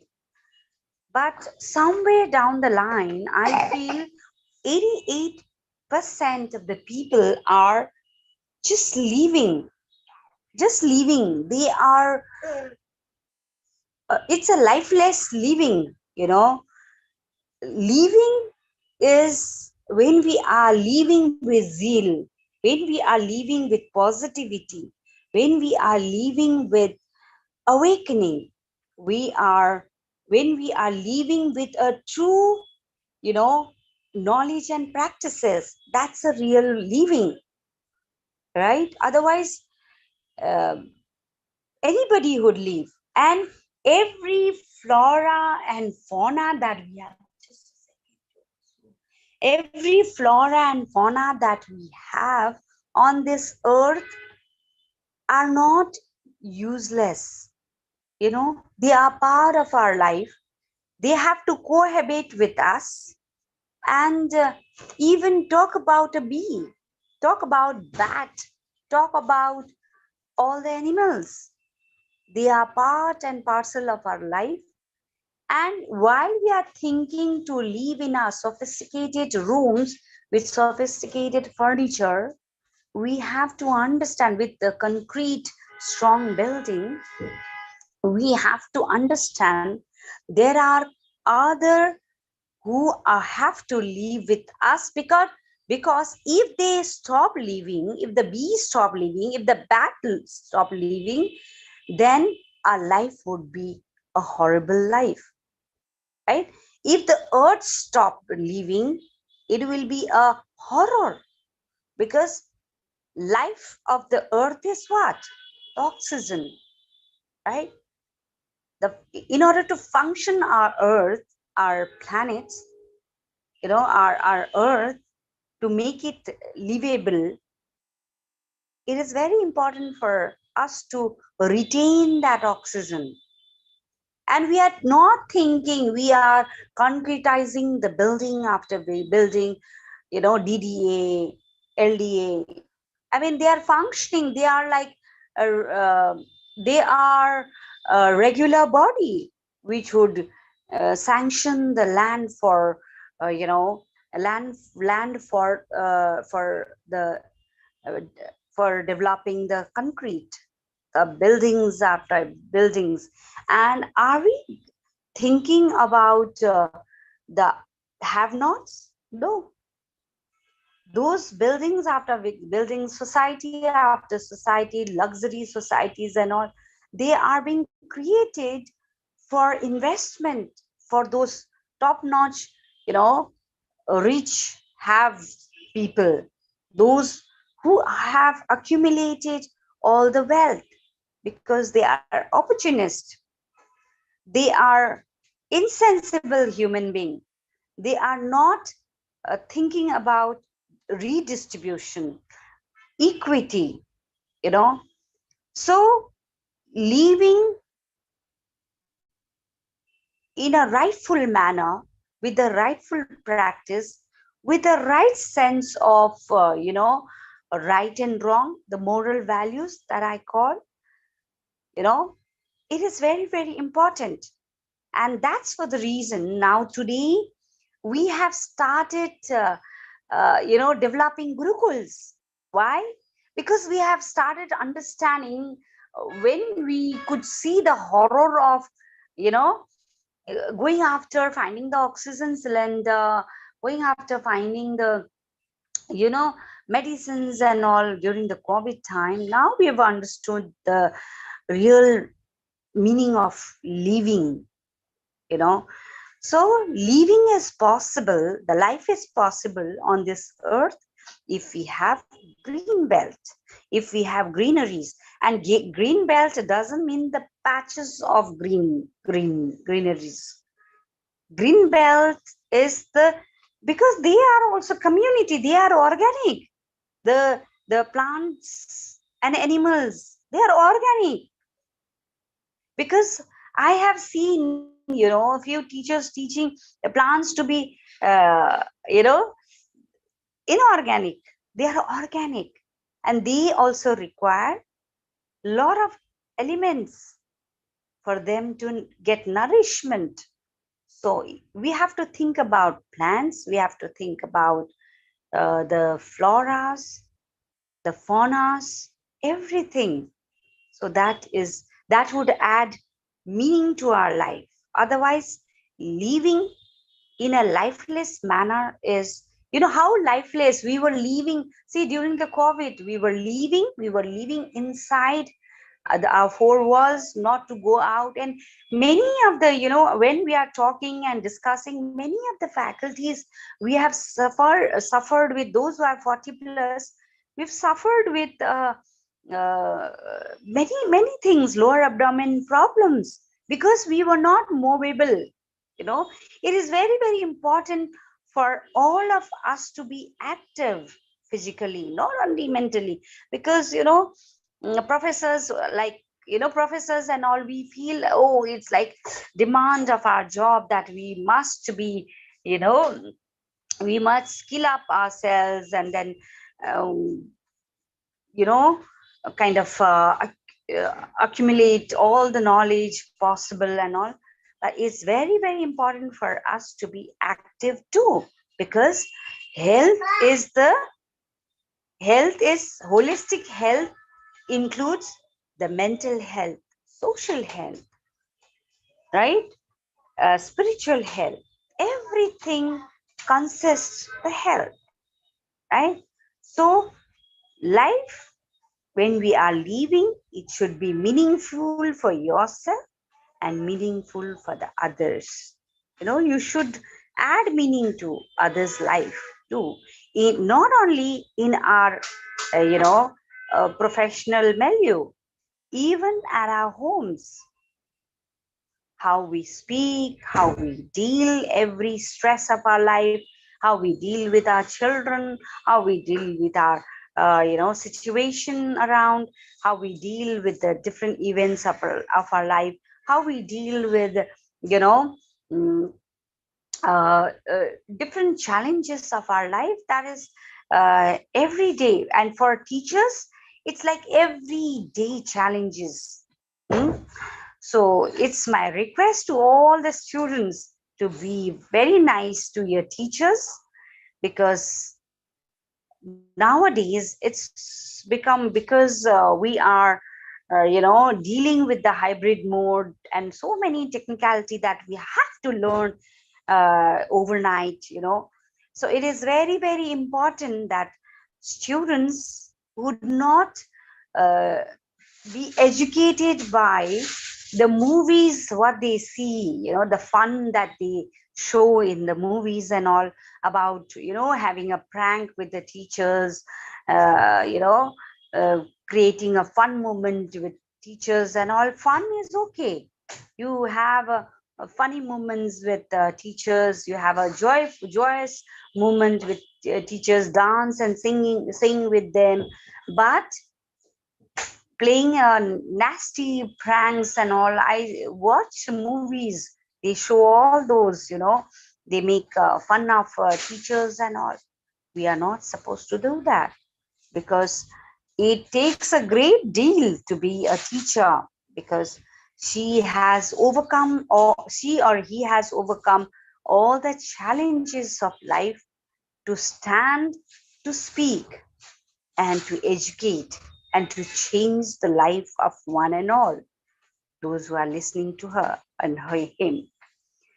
Next is learning to be. Now, learning to be is you can be anything in today's world. But first thing we have to be is a human. You know, it's a need of our hour to be first human, because, you know, we have seen how big personalities, big, rich and very famous, very prominent personalities, overnight they become nothing. You know, some die in the accident, some die because of heart attacks. So many professors we have lost in recent time, and it is a very, very uncertain moment in today's world. This world is very uncertain, so we should not wait for our career to build, very strong, to then be a good human being, to be helpful, to be compassionate, to have and develop high emotional quotient, social quotient. So it is very, very important that we should not wait now, because this life is very uncertain. Spiritual, mythologically also, when we try to explore, it says it's the peak of Kali, very uncertain. Anything can happen. Children are no more like children who can be trusted. I mean, we cannot trust anyone blindly these days. The husband is spying on the wife is spying on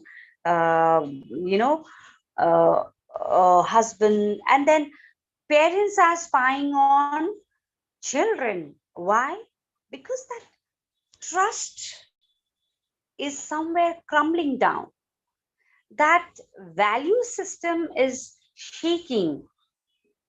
That what do I call it? The very essence of humility is getting deteriorated. So it is very, very important that we understand the values, and we understand the importance of values in each of our lives, and we put those values into practice. Then only we can be meaningful on this earth. We can bring meaning to our family. We can bring meaning to our society. We can bring meaning to our institution. It could be religious institution. It could be educational institution. It could be marriage as an institute. It could be any other spiritual institution, anything that is opposite side. So, so it is very, very important that we understand how to put our knowledge into practice, so that, there is a lot of learning, lot of doing, and lot of practice, and lot of vibration, the positive vibration that would ripple from the origin to the mass. With this, I end my presentation. Thank you so much once again, Ravinder sir. Thank you to all the participants who have joined us and bear with us to wait for us to end each one of our presentation. And it must have been a great day.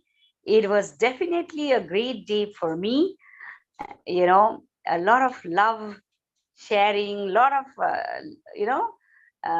we got a lot of shower of love and affection from our students.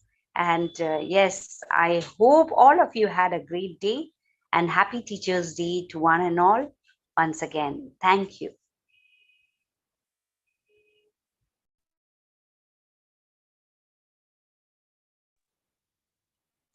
Ravindra sir, over to you.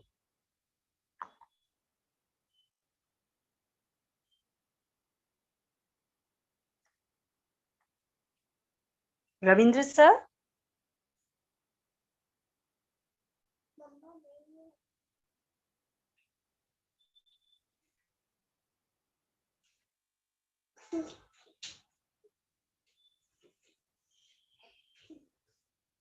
Hello, am I audible? Anyone in audience, am I audible?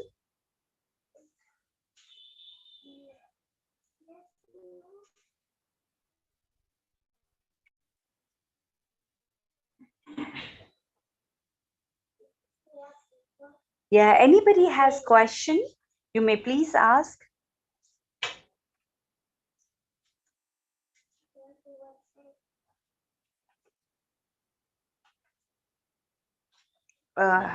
Any in charge? Ravindra sir? Am I audible?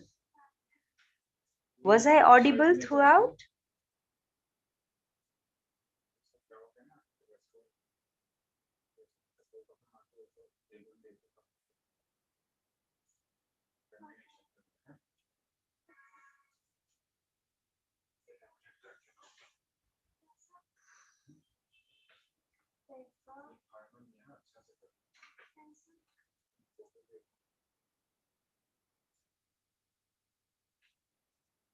I'm just giving a call to Ravindra sir. He must have been.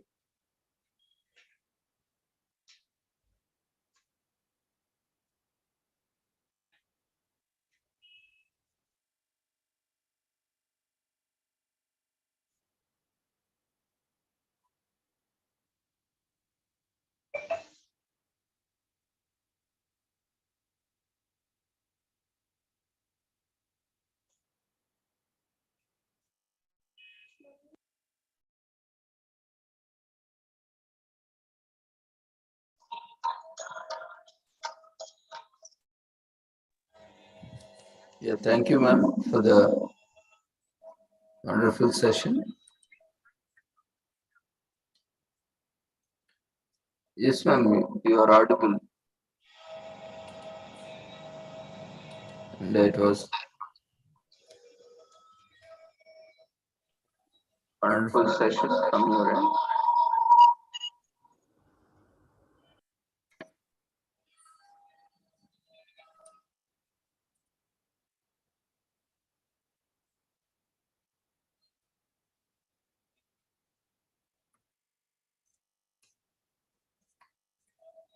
Dear participants, if you have any queries, you can quickly unmute or use chat box to share your observations or queries.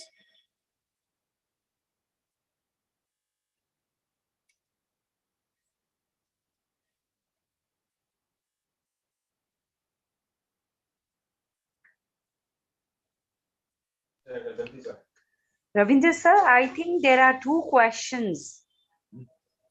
Yes, ma'am. Yeah, if you could read, because I'm using mobile, I'll answer in short. Actually, they were responding like you had asked now whether you are audible or not. Uh-huh. So they responded you are audible. So too Achha, much. achha, okay. Okay, Actually, sir. my suddenly device got struck and it was unable to unmute. Okay, sir. So yeah. Okay, Friends, thank you, if sir. you have anything to share, I mean, any clarification or any feedback, feel free to share. Then we will move on to our last session and conclude today's conference. Dr. T. Venkatesh, you can unmute yourself.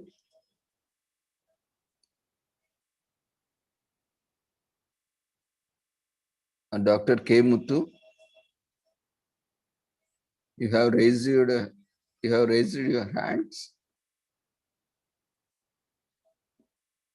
Do you have any query?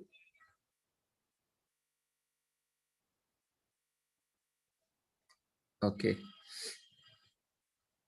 So then, thank you, ma'am, once again for joining us on this wonderful occasion. Happy Teachers' Day to you, and we wish you all the success for your future endeavors, and look forward for more sessions in future.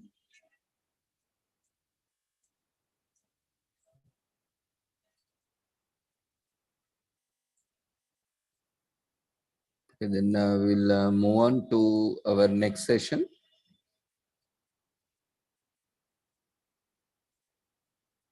Next, we have with us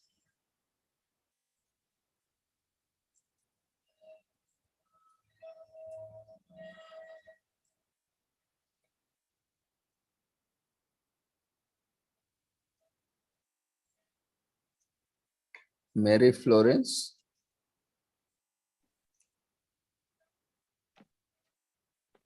She's a founder of Mary Florence Frida Charitable Trust. She is professional worker and in the profession since last 16 years and more.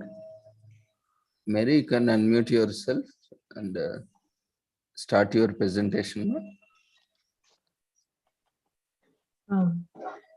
Good night to all. I'm going to present on the teaching is the art or science. Teaching is the art of knowledge. Teaching is the art of blending knowledge, art, science, and creativity. It constitutes a number of verbal and non-verbal acts. The set of related behaviors or teaching acts aim at specifying objects and performed with an attention to facilitate pupils' learning can be called as a teaching skill. A professional teacher should identify what are the skills needed and should practice to master those skills. Professionals will always have some skills which are presented in them, which they have acquired through special training and practice. Teaching skills, Dr. Pasi, 1976, has described the following 13 skills as follows. Writing instructional objectives, introducing a session, fluency in questioning, probing questions, explaining, illustrating with examples, timeless variation, silence and non-verbal cues, reinforcement, increasing pupil participation, using Blackboard, achieving closure, recognizing attending behavior. Teaching skills, although all the skills are important and need practice according to the convenience, our student teacher can practice only a few selected skills during micro teaching phase. The knowledge about the skills help the teacher training to identify the strengths and weaknesses which will make them to be an expert in the profession. Skill of enforcement, the talent to appreciate the learner as they need social approval for their behavior. Appreciation for correct answer will make them more eager to respond with correct answers. It will help them to increase their participation. Teaching skills includes people response, reinforcement, positive behavior modification and interaction classroom, people's response, no reinforcement, passive classroom. Teaching skills include that skill of reinforcement include both verbal and non-verbal cues can be used. Excellent, carry on, go ahead, well done, good, right, fine, etc. are the verbal expression. Smiling, patting, friendly look are the examples of non-verbal reinforcement. Repeating and rephrasing the pupil's answers using certain certain extra verbals like QA to make them continue. Skill of reinforcement involves writing the answers that are given to students on the blackboard. At the same time, they avoid negative reinforcements like starring, frowning. Praise the students for their contribution and practice. Inappropriate use of reinforcement should be avoided. Teaching skills include skill of illustrating with examples. Examples should always be specific relating to the concept. It might be concrete everyday or first-hand experiences. It gives advantage of economy, time, and increases pace of explanation. Teaching skills. The skill of illustrating with example, it may be positive or negative example. It can be connective, which serves for better understanding. Examples always should be simple, interesting, and relevant. Inductive and deductive approach can be applied while illustrating with example. Teaching skills include cotton dipped in water, white chalk dipped in colored ink, biscuit dipped in tea, paper absorbing oil, categorizing the materials involved in the examples given to solids and liquid. The concepts of solid absorbing liquids are introduced for the learner, collecting more examples by themselves. Teaching skills include explanation, should be confident about the concept. It is important to research about the same. Keep eye contact with the students, should be similar, clear, and logical. Enhance with the use of visual aids, pace and pauses. Personal experience may be an explanation alive. Another teaching skill is skill using of instructional aid, helps the teacher to add a new and concrete dimension. They are primary tools and help for content specific orientation. Teachers need creativity in the classroom, cannot avoid their use. Example of instructional aid, that is visual aid, audio model aid, audio visual aids. Important visual aids are images, picture, flashcard, charts, panel board, puzzle card, demonstration objects, OPH, models, presentation, slides, television, films, puppetry. Teaching skills include related to evaluation are recognizing and assessing students, objective specific evaluation, diagnosis problems, providing remedial measures, encouraging self-evaluation. Teaching skill include core of teaching skill of illustrating with example, skill of explaining, skill of stimulus vibration, skill of achieving closure, skill of reinforcement, skill of introducing lesson, and skill of valuation. Teaching skills include classroom discipline, maintaining your dignity, be consistent, be firm, use reinforcement, be self-critical, recognizing attention and lack of attention, displaying confidence while coping with multiple issues. Suggestions for maintaining class control, firm but friendly relationship, relaxed with but distinctive teacher pupil relationship, genuine concern for welfare of pupils, minimum of bureaucracy, approachable. Thank you very much, sir, for the opportunity. Actually, I want to tell is my inspiration for today is my madam who's in MSW, Dr. Janet Padmeshwaran. She has been a wonderful teacher to me, and today, if I've succeeded in the 16 years in the profession, she has really encouraged me, and she's motivated me a lot. The social work is you do a lot of hard work, Mary. One day you'll be on the top. And recently, after I came to this forum, I see Ravindra sir as a real mentor who guided me so much. If I'm doing today, I'm presenting, I'm finding speakers. I really learned from you, sir, so much. So you two are the best teachers in my life. So my heartily gratitude to you and best wishes as teacher and professors. Thank you very much, sir, for the opportunity. God bless you, sir. Take care. Thank you, Mary, for the quick and insightful session.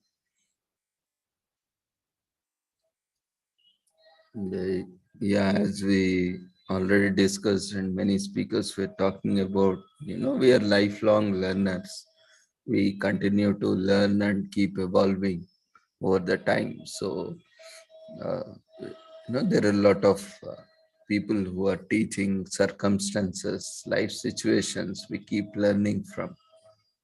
So we need to be very humble towards, everyone and everything that keeps us, an open mind or an open perspective to keep learning. Very well presented.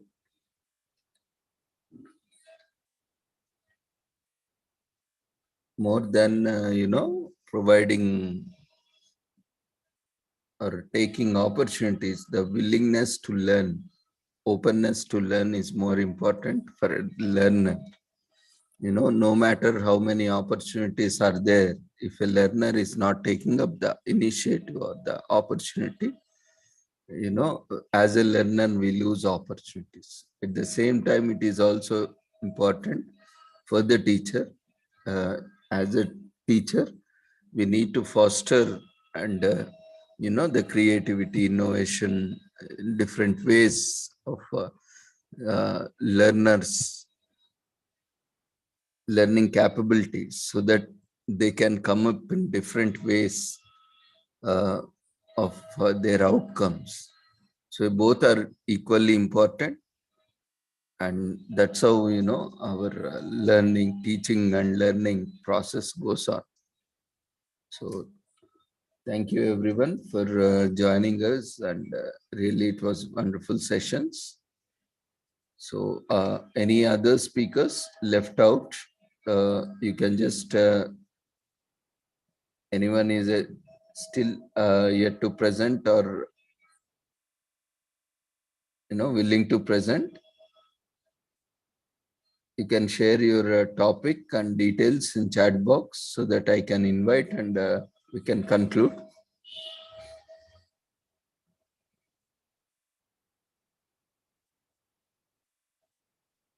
Hope chat box is accessible to everyone.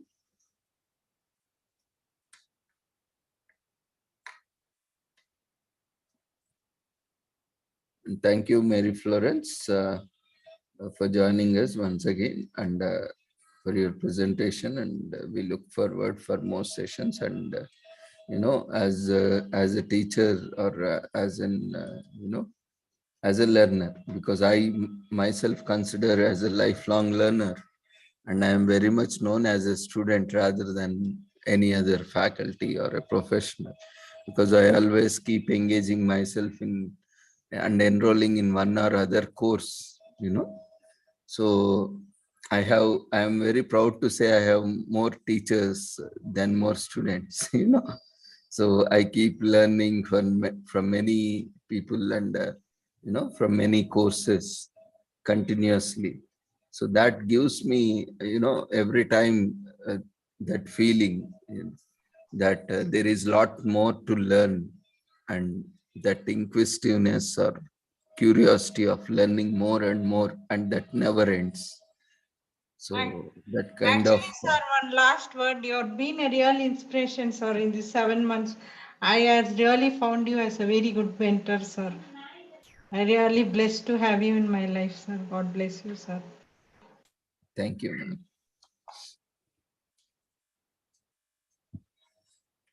So we will thank you for your kind words, and thank you everyone for joining us, in this late hours, in spite of, today we all have been celebrating since morning, and, we are wishing our professors, and our students have been wishing us, and whole day it was, with a lot of memories and cherished memories of our past existing students, and it was really nice having a great day celebration together, and our eminent speakers, presenters have contributed a wonderful thing. So with this, we finally invite if anyone would like to share their feedback, you can share. I'm sharing the feedback form in the form of polls. So I request everyone to kindly fill up the feedback form. It will be in the form of polls. There will be a window that will pop up. Kindly fill up all the details. And in the meanwhile, if anyone of you would like to share your oral feedback, you are welcome. You can unmute yourself and you can start sharing. In the meanwhile, I will launch the poll.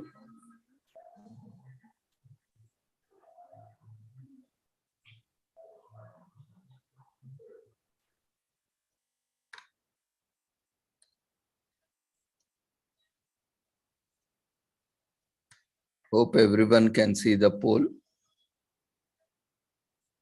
You can kindly fill up the feedback form in the form of polls.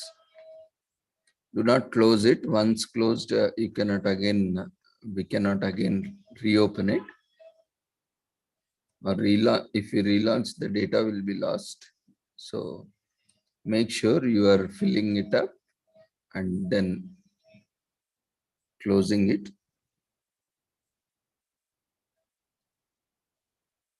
Is mandatory to receive your certificate. So kindly fill up the feedback form. Attendance is being automatically tracked by the Zoom platform. So this feedback form ensures that your details are there.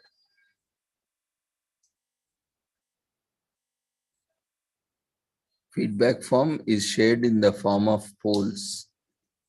And pop-up window has been shown in your Zoom platform, in your Zoom app or program on your laptop or device. Otherwise, you can also just find polls option and you can click on that and you can see that window if you can find that option.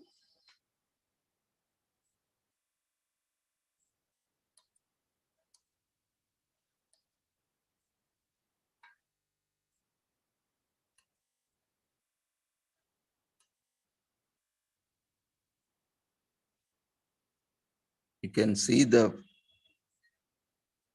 feedback form in the form of polls.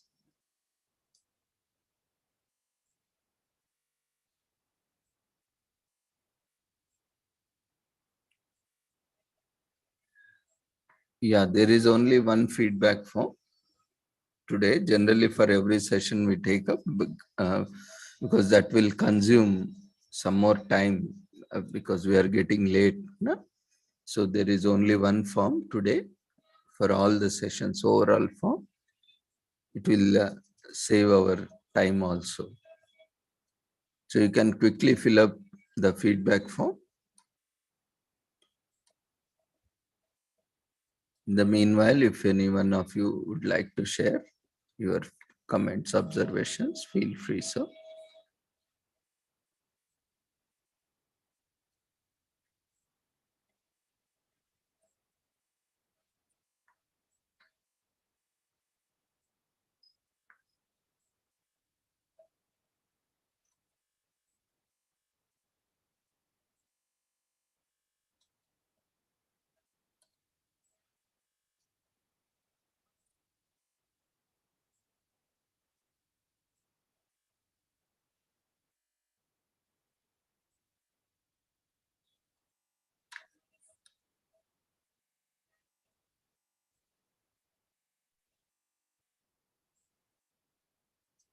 To continue to complete filling up the feedback form in the form of polls. If you have an issue, let me know in the chat box.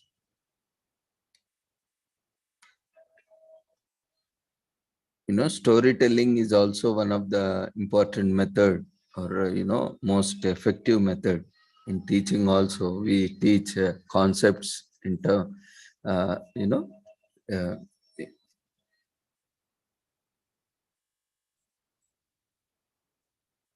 as stories, the Panchatantra stories. We all are aware, these value-based stories or ethics-based stories, which are still known to us, which were taught by our grandparents, parents, even by our teachers also in kindergartens.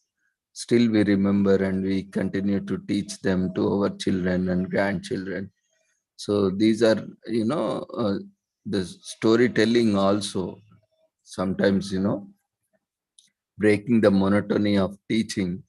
As a teachers, we can use the different variety of methods, teaching strategies occasionally to implement these concepts in a different way.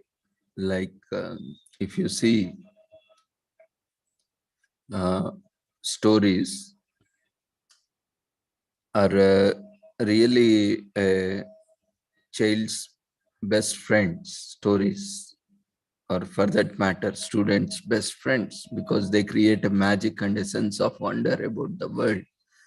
And storytelling is one of the oldest and most effective forms of teaching, or ever introduced to a child, or for that matter student, as it is much easier to remember those simple facts, logics, and the essence of the stories. And storytelling can be effective way to help kids understand concepts and visualize and learn. So stories are not just literary narratives, but can be a great tool to illustrate or even the most complex and abstract subjects like mathematics, data science, or rocket science for that matter. No matter what the subject is, we always have this wonderful storytelling technique where we can teach literally anything, any subject for that matter, in the form of stories. And the storytelling is a human art form that engages both the mind and the body, thereby creating a sense of relatedness. And stories bring information to life and a meaningful, relatable way. See, when we are talking about this, enhancing the skills, the kind of instruction that can be given or imparted to the young learners, or for that matter, to the aged learners also, this helps in a much more effective way. Teaching or instructing concepts or subjects in a way through stories will help them. You can impart anything. You can impart health and hygiene. That will be more effective. They can easily understand. They can always correlate and relate to their situations, their some circumstances at institution or at homes or in their community. That will help them to grasp the concepts very well, and that will contribute to them to implement them in the real world and outside in practical or in field work or in practice, so that the more employment opportunities, when they can convert their theoretical knowledge into practical knowledge, that provides them more opportunities for using them. And this will create more employment opportunities for them.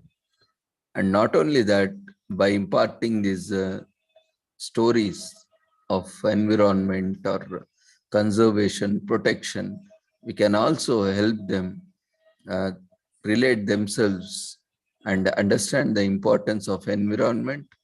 And nowadays we are seeing climate change and global gas emissions, greenhouse gas emissions, which are contributing to the climate change and is impacting and creating a lot of disasters. And we are also focusing on sustainable development. Maybe different concepts also, can be effectively engaged through these story forms. You can impart sustainable development goals also, through this stories, which are more impactful rather than in the language or in the traditional teaching mode.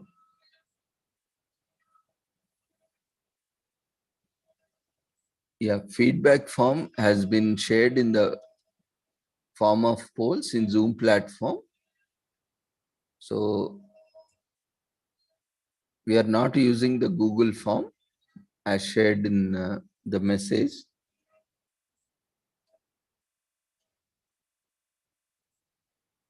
Kindly use the feedback form in polls, which has been shared in the Zoom platform,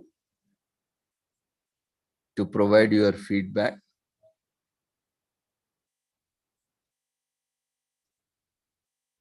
This is enough. I mean, the feedback which you are providing through the Zoom platform is enough and valid. Again, there is no need of filling up the Google form.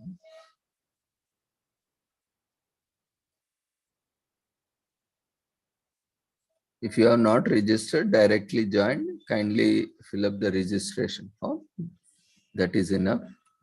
And you can fill up this feedback form. After filling up this Zoom feedback form, you can close that window and you can, registration message is available in the chat box. You can fill it up. So in the meanwhile, while you are filling up the feedback form, I'm trying to engage you with some amount of information so that, you can enjoy for some time while rest of them can fill the feedback form. So listening to stories also helps boost academic learning. Stories have academic level vocabulary with new words for the kids or the learners to learn. Besides improving vocabulary, storytelling can make math, or for that matter, any science, art subjects fun by piquing their interest in, various concepts or models, even maths also for that matter. The abstract mathematical concepts help create more relatable image through stories in mind of kids or children. And benefits of storytelling are numerous. Stories makes lessons engaging and improves memory, nurtures imagination, improves communication skills, boosts social skills, develops empathy and compassion, and also develops moral values, ethics, as stories serve as a powerful tool, to teach important cultural and traditional ideas, practices, morals to children. Some stories also provide children exposure to diverse cultures. We can help them appreciate diversity and how different cultures or traditions or religions, belief systems coexist together peacefully, harmoniously, and how every culture is contributing to each other's development. And wherever there are social evils also, we can explain them in the form of stories so that they can also be eradicated or prevented using these stories. If you can remember this thirsty cow, or the lion and mouse, or the tortoise and hare. These stories are still, we can remember and relate, which we have learnt long back, in our childhood also, in spite of even 5, 6, 7 decades also, we are still able to remember these things. It's only because of the storytelling technique, we still remember them and we still can narrate them. And there is a lot to learn from these stories also. Just take the instance of this thirsty cow, where on a hot summer day, the thirsty crow flies from place to place in search of water. And at last, she sees a pitcher of water, but finds the beak too short to reach the water level. And she finally thinks of a plan, and she picks up the pebbles, stones, and able to fill it up so that the water reaches top and quenches her thirst. thirst. So, there are a lot of, information in this story. And also there is a problem solving. There is a problem and how it solves. There is some problem solving techniques involved and how the crow has thought the problem and how did it solve its problem. So there are different ways. The story teaches learners not to despair in difficult times and to be resourceful by finding ways to deal with the situation and problems. And similarly, there are many things that we can learn and we can interpret from these stories. If we see the tortoise and the hare story, about two unequal opponents racing together. The world is like that. Not everyone is equal in all terms. We can see now today people from across different, abled and challenged are coming together. Today we had our Nagaraj, who is visually challenged, but he is able to today reach one of the best position. He is district governor at the Rotary organization, and he is also deputy bank manager at a government State Bank of India.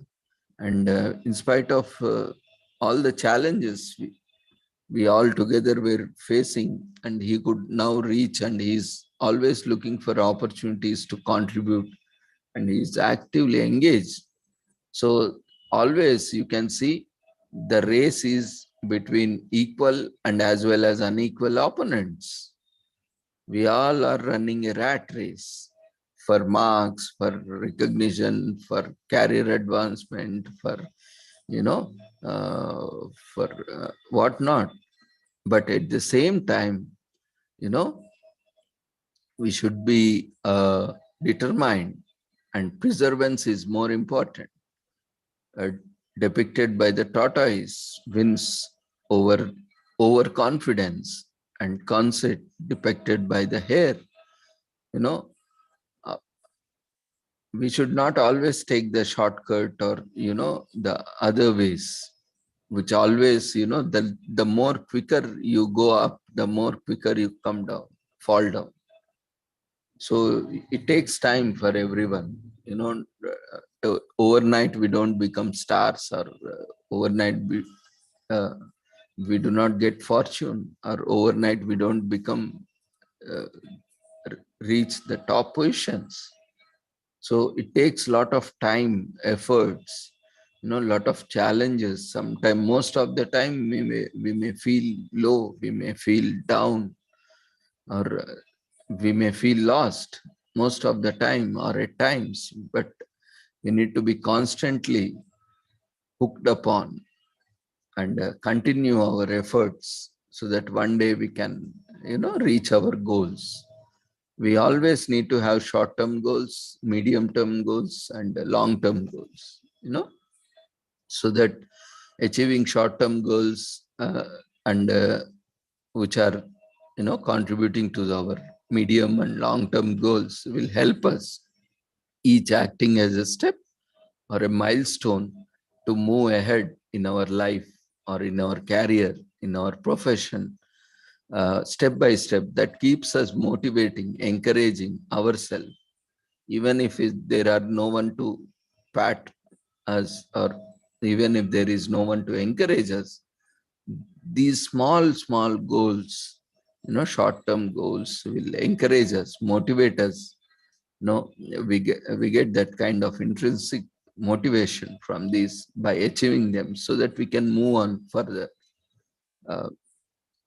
So the story of tortoise and hare, where unequal opponents having to reach the same target, same goals, teaches learners that sobriety, determination, and perseverance wins over overconfidence or conceit. So, like this, there are various stories. You can see, the lion and rabbit, where people or circumstances are, you know, are trying to grab the opportunities or trying to deceive. You can see how rivalry and other aspects are there. And it teaches how to be very smart and wise is also an important thing. At times, along with being strong or mighty. I hope everyone remembers this lion and rabbit. And so I will quickly give you, the lion and the rabbit is about a lion who eats all the forest animals one by one. And when it's the rabbit turn, she uses her discretion to fool the lion by showing him his reflection and making him believe that there is another lion who is rival to him. And this story teaches, that sometimes to overcome or face the challenges, you need to be smart, not only just hardworking. We need to do some smart work also, and we need to be wise and clever at certain situations, at certain places. And it is more important, along with being strong and mighty. And we can get lot of information, wisdom, or for the matter, lot of strategies also can be interpreted with such stories. A similar story, from the monkey and crocodile. In that also, if you can see,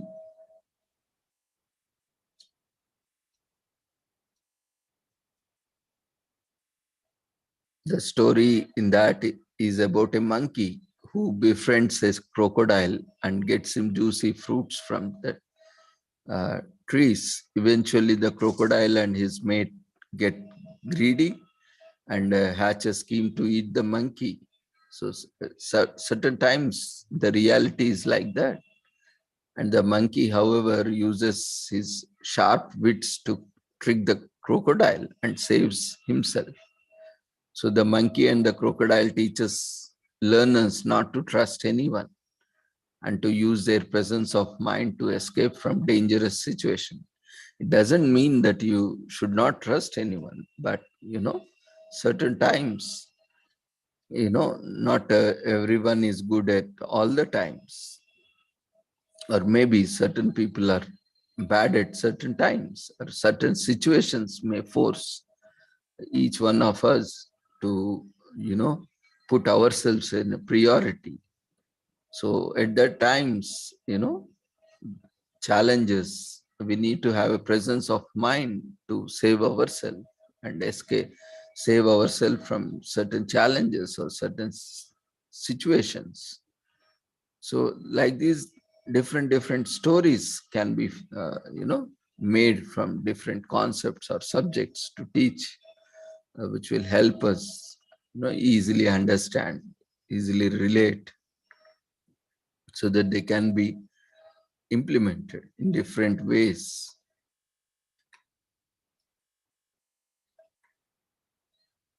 Now, hope everyone has filled the feedback form. And if everyone has filled, and thank you once again for joining us. And for joining this wonderful session. And we thank all the eminent speakers and presenters for the day who have really contributed their time, and especially the participants and the friends from across the globe. Without you, definitely this wouldn't have been so successful. So thank you everyone for joining us. And see you all tomorrow. Daily we have sessions from 6 to 8 on weekdays, and Sundays 11 to 5.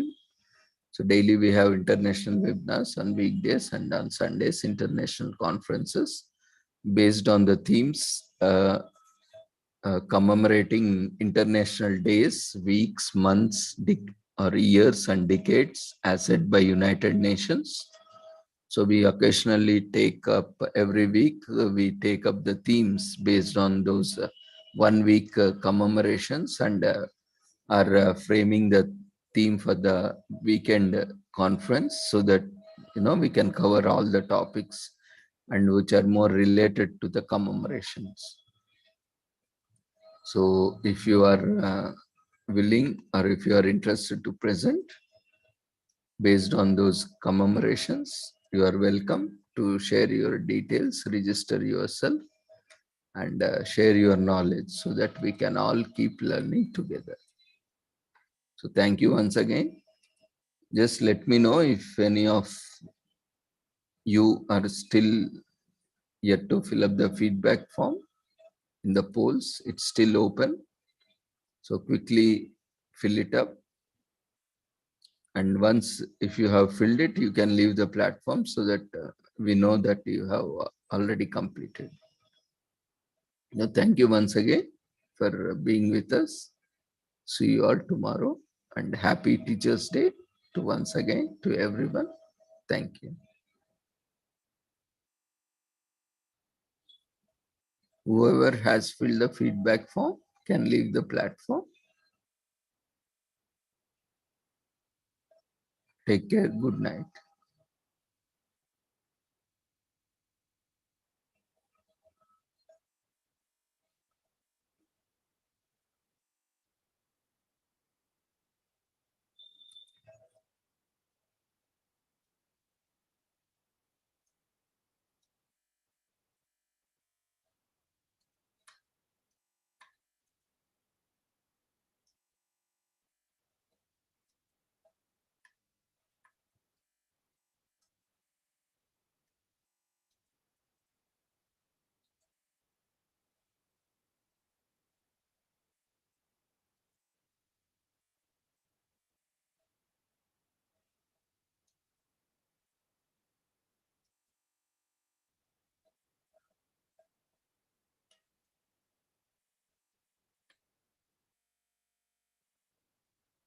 Friends, if you haven't yet filled the feedback form, you can fill the feedback form now.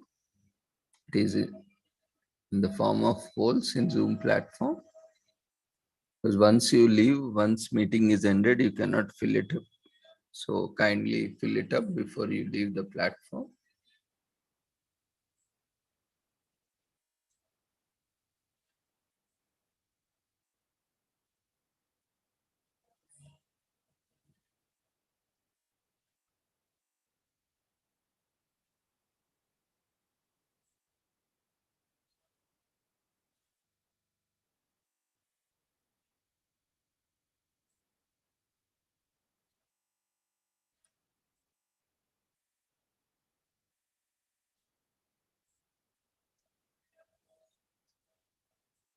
Okay, hope everyone has filled the feedback form. I'm ending the conference.